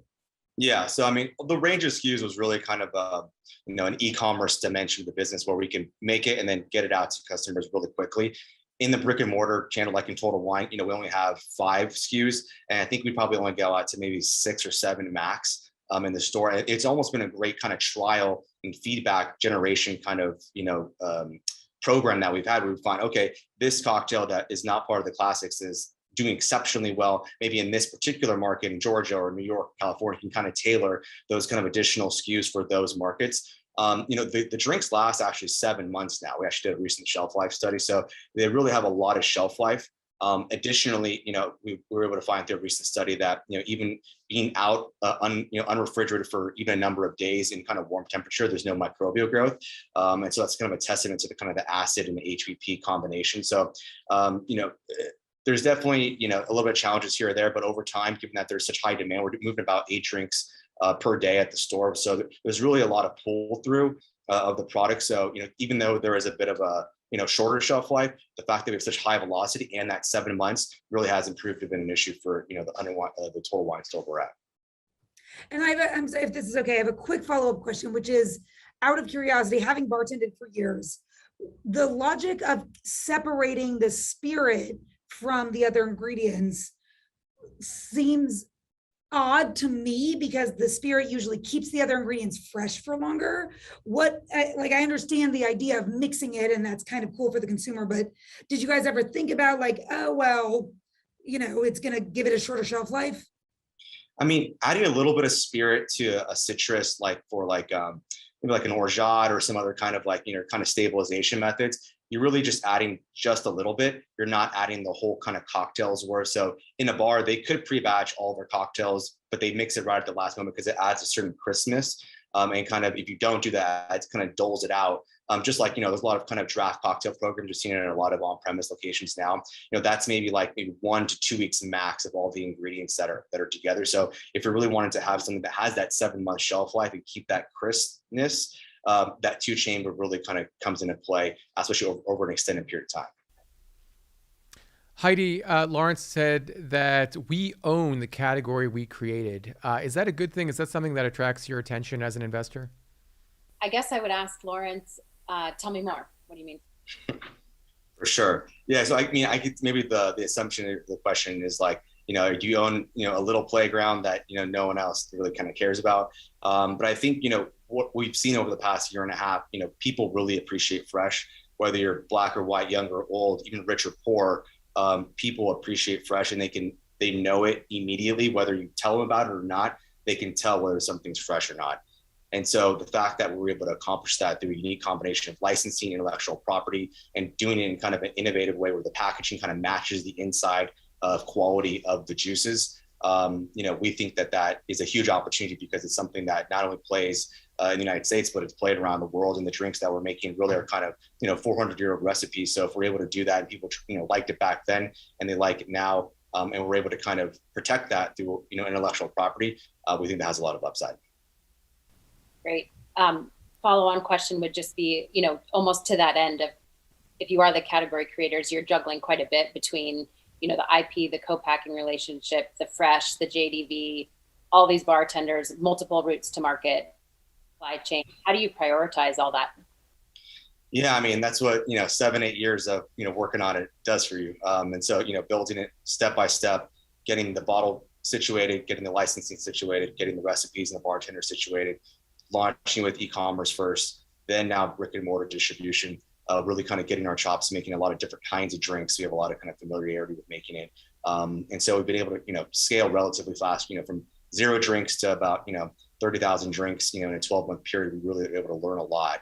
But I think it's a really important point, but thankfully we've kind of, COVID or otherwise, technology problems, numbers of years ago has kind of forced us to be patient and do things in a very kind of incremental, but kind of, as fast as we can kind of way. Tony, you get the last word. Does Drinksmith's proprietary technology really move the needle for you? Is it as much of a differentiator as Lawrence outlined versus other RTD cocktails that you've tried in this competition and outside this competition? Absolutely. This is the only one that we've tasted that uses HPP technology. I'm very, very familiar and I love HPP. I think it allows you to bring fresh, cold pressed juices to a RTD. And, some of them hit better than others for me. I like the ABV. Overall, I think conceptually, this is a great way to go. And you definitely, at least for me, you can taste that freshness in the final product. Good job. All right. Great feedback once again. Lawrence, great seeing you. Thanks so much for the presentation. And I'm sure we'll see you soon. Likewise. Cheers. Thanks, everyone. All right. All right. Our final contestant for the competition is Andrew Rodbell, who's the co-founder of Post Meridium Spirit Company. Andrew, how are you? I'm doing great. Thanks so much for having me. Thanks so much for joining us today. I'm excited to hear your presentation. Are you ready to give it? I'm ready to give it. Let me share the screen. I'm Andrew Rodbell from Post Meridium Spirit Company. I'm a cocktail nerd. I'm also a Coca-Cola trained brand manager and new product innovator. And I left corporate America to follow my passions. And as a beverage geek, I've really enjoyed the last few hours. I think all of us in this competition have a goal of lifting this category beyond its suspect reputation. Specifically, I'm most impressed with those like us who toiled and used cutting edge technology to use 100% real lime juice. That breakthrough is finally bridging the quality gap between bar-made cocktails and pre-made cocktails. It's really an exciting future. And I feel what we created is the best of everything you've just seen, with the added benefit of making cocktails truly accessible, democratic, and scalable. Anyway, the presentation is about how Post Meridium created a big innovation in a little tiny can. The driving force behind what we do is we want to make authentic ingredient cocktails, full strength, accessible as beer and wine. And in order to accomplish that, we took a no compromise approach. If you remember one thing about Post Meridium today, it's that there's intentionality in every decision. The end result is that we created the first line of cocktails in 100 ml cans, and we've been growing rapidly. It seems obvious, but great cocktails start with great ingredients, and we're uncompromising. No substitutes. Our bourbon is barrel aged, not accelerated. Our bitters are steeped, not engineered. Our liqueurs are imported, not recreated in a flavor house. And most critically, we use 100% real lime juice. Why? Because 100% real lime juice tastes 100% better. We make recognizable cocktails because consumers buy familiar. We believe simple, well done is more appealing than fanciful concoctions. We want quality, not hype, just execute well. To that end, we use timeless recipes at the right proportions, hence the 100 ml size, hence the high ABV. The end result is that we make well-loved cocktails by the book. Protecting our ingredients is a critical element to what we do. Yes, the can that we created is cute and it's novel and it's a great marketing hook, but in reality, its primary function is that it's a vessel to protect our quality ingredients, especially the 100% real lime juice. In terms of manufacturing, our commitment to authenticity led us to building our own canning line rather than doing contract manufacturing. While this requires more work, self-manufacturing has many benefits. And all this is done to better serve the distributor, the retailers, and of course, the end consumer. And we wanted the label to tell our whole story. So the design was very intentional. The most prominent feature is the name of the cocktail. Next, we list out the amounts and the ingredients, because we believe in full transparency. And that's the best way to prove that you're authentic. And we frankly stole this idea from other categories, as BevNET people will know, in Spindrift and RX Bar. But really, we think it's a way to connect with millennials. Also, there's a high ABV, and we think that is a value for consumers. And lastly is our branding. So post-meridium, it's the long form of PM, which means afternoon. And it's meant to mark the time of day when you transition from work to play.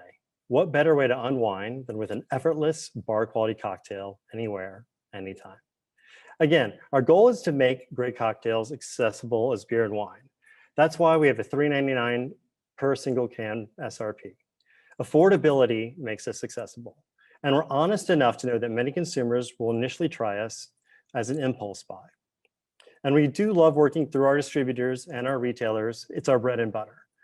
But we're also excited to work with new direct-to-consumer routes like e-commerce and delivery, because our compact cans are sturdy and excellent for shipping.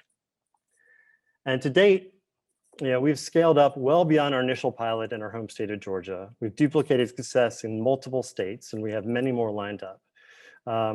We're investing in Andrew, unfortunately, your time is up, but sorry about that. Thank you very much. Great presentation. And we end on BevNET Magazine. How perfect is that? It is, and we were flattered to be on the cover as y'all were starting to pay more attention to our little niche in this world. Thank you. And we're paying even more attention, even literally as we speak. Heidi, let's start with you. It's interesting how much Andrew talked about accessibility and affordability, and that customers buy familiar. Can you break down, your thoughts on this strategy for tackling this space? Yeah, absolutely. Thanks for the question. And Andrew, interesting to know your background. Clearly, some of your many years at Coke and brand strategy are coming through here, which is great. My question actually is a bit of a twist on that, because I think there is something to what Ray is saying around this, having a methodical approach and really being clear with consumers. I actually take that back to what we see a lot in the drinks categories. People really resonate with founders and those authentic stories behind the scenes. So how do you take these two things and blend them together, like a really methodical brand strategy approach with connecting with the consumer? And how do you think the brand can achieve that?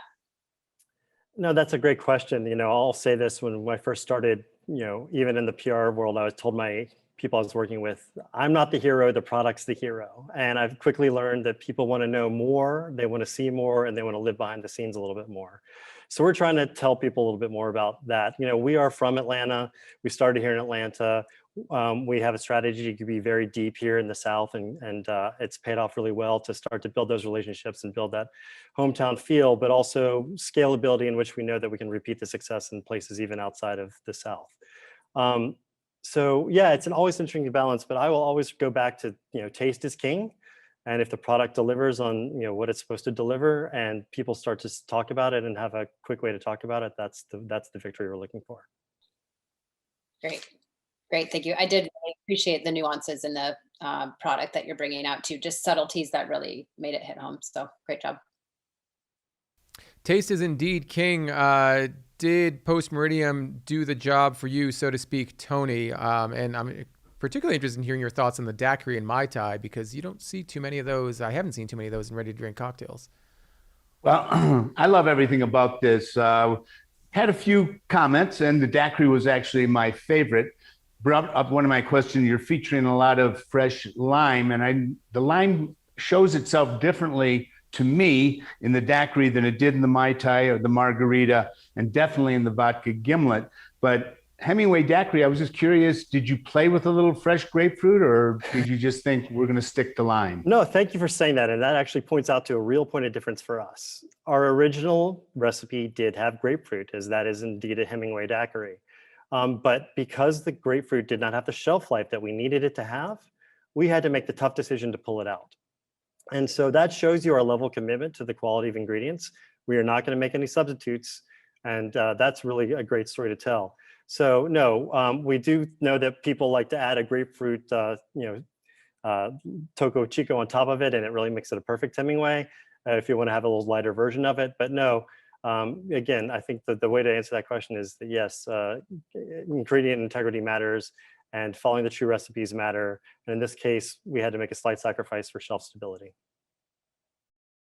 All right. Molly, I believe you're going to get the last piece of feedback or the last opportunity to offer feedback in this competition. Andrew talked about intentionality in every decision they make. From a packaging standpoint, do you appreciate that intentionality? Great question. I think that as far as the straightforward branding and labeling, I love that. I think it's very accessible to the to everyone, from the educated to the not as educated consumer, and that's really important when you're trying to scale up, of course. So I think you guys have done a great job of that, Andrew. I think that's really fantastic. I do think that the unique twist that you have put on each of these could be slightly more expressed, because otherwise, you want to make sure that it's clear that you're standing apart from, an average, whatever, everything else on the shelf, basically, because there's a lot of competition in this market segment.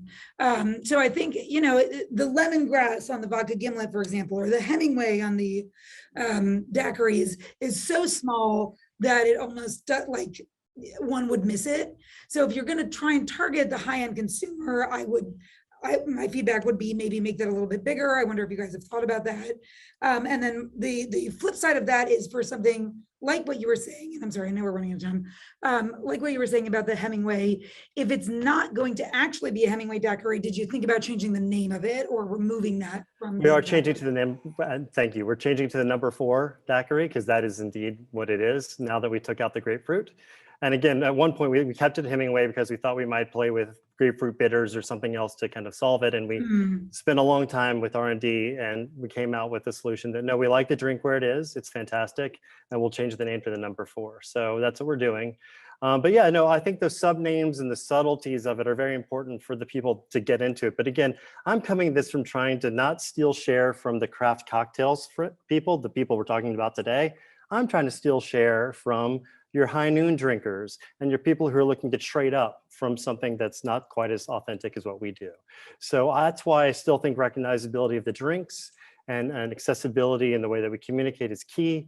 And then having those subtle moments there to kind of reinforce that it's well thought out and authentic will really help drive home and build loyalty. All right. Well, Andrew, thank you so much for the presentation. Excited to try your entire lineup of drinks. Once again, really appreciate it, and let's stay in touch. Thank you so much. I appreciate this, and thanks for this whole competition. I really enjoyed every minute of it. As have I. Thank you. Thank you.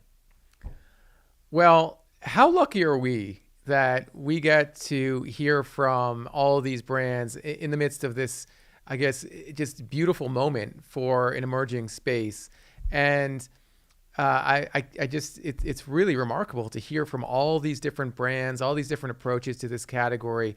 And kudos to all of the 10 contestants that participated today. This is not an easy thing to do, to share your business plan, your passion, your products in 4 minutes. But I think everyone did remarkably well. And I think our judges did remarkably well. Thank you so much to everyone involved. Right now, our judges are going to go and convene and decide who is going to win this competition. I know it's going to be hard because if they have half as many notes as I have, there's a lot to talk about. So stay tuned. Don't go anywhere. We're going to sit down with the winner of this competition. We're going to announce the winner of this competition and sit down with that person at 5:30 p.m. Eastern time. Don't go anywhere. It's going to be exciting. But once again, thanks so much to the judges and contestants. This was a fantastic start to what we hope will be a series of cocktail showdowns in the future.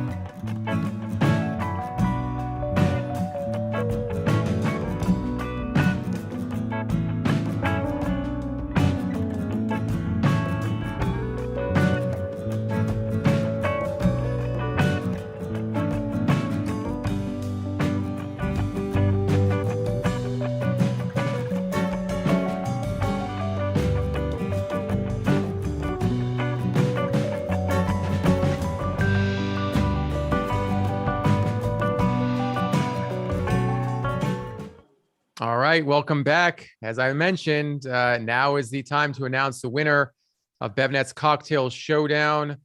The winner will receive, once again, a $10,000 ad package from BevNet and an engraved trophy that you, the winner, will only be able to have. You'll be the very first winner of the Cocktail Showdown. So it's a very special trophy in that. Now, it may not seem like the judges were deliberating for very much or for very long, but they had been deliberating a little bit longer than it might seem. And it was a pretty tough competition. And the judges took their time to really engage in some really thoughtful conversation to get down to one brand. That one brand is, once again, the champion of Cocktail Showdown 1, BevNet's Cocktail Showdown 1. All right, I think enough from me. Oh, and by the way, this glass is meant to be, in lieu of the trophy, we have this glass in which I'm going to share a cocktail with the winners of the showdown. Okay. The winning brand for BevNet's Cocktail Showdown 1 is Wandering Barman. Congratulations to the founders, Darren Grenia, Julian Mohammed, and Roxanne Maliki. Roxanne calling all the way from Corsica. Julian, Darren, Roxanne, congratulations. Thank you Thank so you much. so much. Thank you so much. We appreciate it. We definitely appreciate it. Well, we definitely appreciate you guys participating. A very tough competition. Again, I think we started out with about 80 brands applying to be part of this, 10 brands in the competition itself, down to 80 to 1, and you guys are the champions. Congratulations once again. Yeah. And those other brands were amazing. Yeah, we were very Thank surprised. you to all the brands. Thank you to everybody involved. This is amazing, and we greatly appreciate it. Yeah, so as the judges were deliberating, a few of the things that they mentioned about Wandering Barman, some of the things that they really appreciated was that your package and your overall positioning was really helping to drive forward this segment. Now, it's still, a very young category, the ready-to-drink cocktail category. But as we're starting to see more and more brands come in, there are, some that are pretty similar in style and positioning. And I think what they really appreciated is that you guys brought something that they saw as pretty unique to this market and to this category. I know we've already talked about this, and you talked about this in your pitch, but can you talk about why you thought that what you presented and how you put this brand together was the right thing for this category? Was what it really needed for more and more people to take notice? I think really it was our experience in the hospitality industry. It really came from our need to have this when we owned bars and restaurants. And worked in bars and restaurants. Yeah. I think once you realize, Roxanne, go ahead. Yeah, I mean, we didn't come really from a product background. We came from, going through the pain of being behind the bar and managing a bar and doing all that. So we, it wasn't like, oh, we.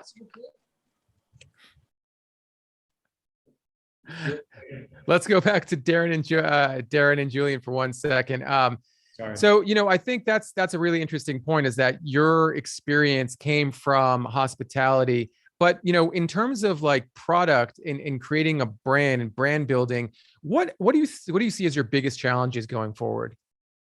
I don't know, Bill. I mean, well, we definitely need, because we don't have a product background, our biggest challenge is definitely figuring out how the CPG space works in terms of marketing and positioning. So we're definitely looking to expand our knowledge with regards to that. And that's going to be a challenge. Yeah, we're good at the hands-on part of it, the creating, the putting it in the bottle. We've got that down. So I think any help that we can get with regard to marketing or being out there in that aspect of it, I think. And also another challenge is convincing in some respect, and we've done a really good job of that, of bars and restaurants, that it's okay to serve a batch cocktail. That's definitely a challenge, or it's been a challenge, but people are coming around now. COVID really helped with that. Yeah. As mainstream starts to get used to drinking batch cocktails and they're open to new experiences, I think the Gen Z generation are really interested in experiences and trying new things and novelty. I think the renaissance of the bartender with the braces, that's kind of slowly fading away, I think, as people look for more interesting, or not interesting, but just like newer experiences. And I think that's kind of where we are sliding in there. We found in bars and restaurants that were concerned about carrying us, that some of our friends we persuaded to carry our products, they started selling them, and consumers were really like into the bottle, which is not something that we were totally expecting. And so that there's definitely a market for this, I guess is what I'm saying. I'm getting a little tongue-tied here.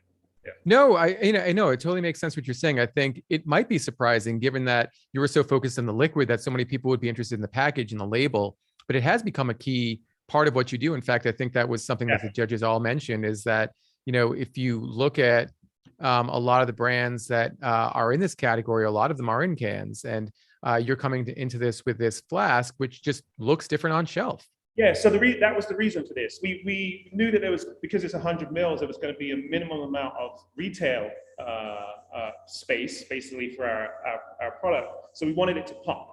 So we figured a flask would give us the most real estate. And you put it on the back bar, and people are like, "What is that?" We got a lot of accounts actually from people just looking at that. Shout out to our design team. Their name is actually Team Design.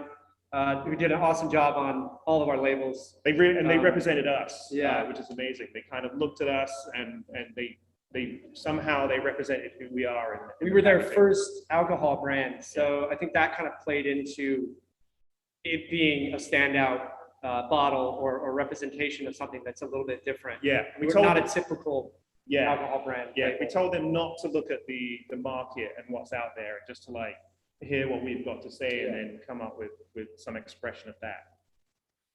Now, you guys mentioned retail, and I wonder, for folks watching who are retail buyers and might be saying, "Hey, I really like this product. I'd love to have it on my shelves." What is your dream retailer? What is the ideal off-premise retailer for you guys?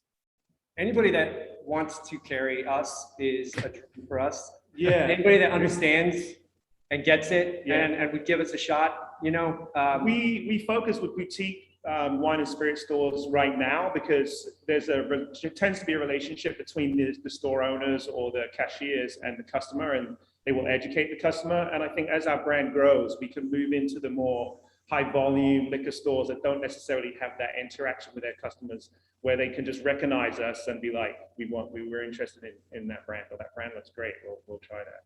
Mm-hmm. Yeah. Roxanne, we didn't get to hear much from you yesterday. We didn't get to hear anything from you. Excuse me. We didn't get to hear anything from you today. I think one of the things that I'd love to hear from you is sort of where you see this brand going from here. The toughest thing, I think, from thinking about where you are now is where you could be in a year or 2 years or 5 years, especially for an early stage brand. But goals are really important. Where do you want to be? Where do you guys see yourselves in a year's time? I mean, in a year's time, we really just want to focus on building this brand as a national brand. We really want to, we went through the hard part of having to prove to people that this was a real solution, and we had to think outside the box. But now that RTDs are more accepted, we can really start thinking about where a really good cocktail can be served and how we can waste less behind all kinds of bars and in the industry. So a year from now is national, and then we've had a huge amount of demand internationally, and we see a lot of potential there, and we are constantly in R&D, and we're brainstorming all kinds of formats as well. So there's a lot of potential. I think for us that's even more exciting. Seeing a year from now, especially opening our tasting room now, we're going to have a space where we can educate people on how to batch cocktails and do, really show that great quality can be done in a great and different way. And once again, where is your tasting room going to be located? It's going to be in East Williamsburg, Bushwick. There it is. Wall Street, Brooklyn. Very cool. Well, I'm a fan of Peter Luger's. Are you guys in that area? Is that where? Is it? Not too far. Yep, 10 minutes. Not too far.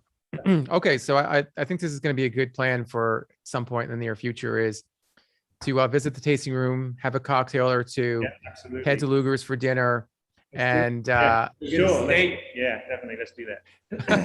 I'm excited. But in the meantime, can we share a cocktail now? Absolutely. Yeah, we've already. All right. I have in my hand Wandering Barman's Swipe Right. This is an old fashioned made with bourbon whiskey, 32% ABV. Oops, I forgot to shake it. Shake in the bottle. That's what it says, folks, right on the label. Right on the cap, excuse me. Shake. All right. I hope I shook it enough. Yeah, you did. Okay, good. And here we go. To the champions of BevNet's Cocktail Showdown. One, Darren, Julian, Roxanne, congratulations. Very well deserved. Cheers. Thank you to all the other competitors too. Thank you. Thank you. Yes, and that's a great point. Congratulations to all the participants in this competition. Once again, the talent level, the quality that we're seeing in this category, it has been remarkable. It in some ways, it's even more impressive than we could have imagined because so many of you guys come from hospitality and not necessarily from a brand standpoint, but yet your presentations, your pitches, your products, all excellent. And it did take a lot to win this. And Wandering Barman, you guys had it. And I'm really excited to see the future of the category, the future of your brand. And speaking on behalf of the judges and everyone at BevNET, well done. Congratulations once again. Thank you so much. That's amazing. Thank you, judges. Thank you, everybody. Thank you, Roxanne. Thank you. All right. That brings us to the end of this competition, BevNet's Cocktail Showdown 1. This was our inaugural edition of the Showdown. We are planning to do a lot more of these in the future. Stay tuned for much more coverage of the ready-to-drink cocktail category, our events and competitions that will be coming in the next, near future months, dare I say. But we're really excited to keep an eye on what's happening in this segment and really excited for the entrepreneurs that are leading the way. Signing off on behalf of the amazing team at BevNet, I'm Ray Latif, and we'll talk to you next time.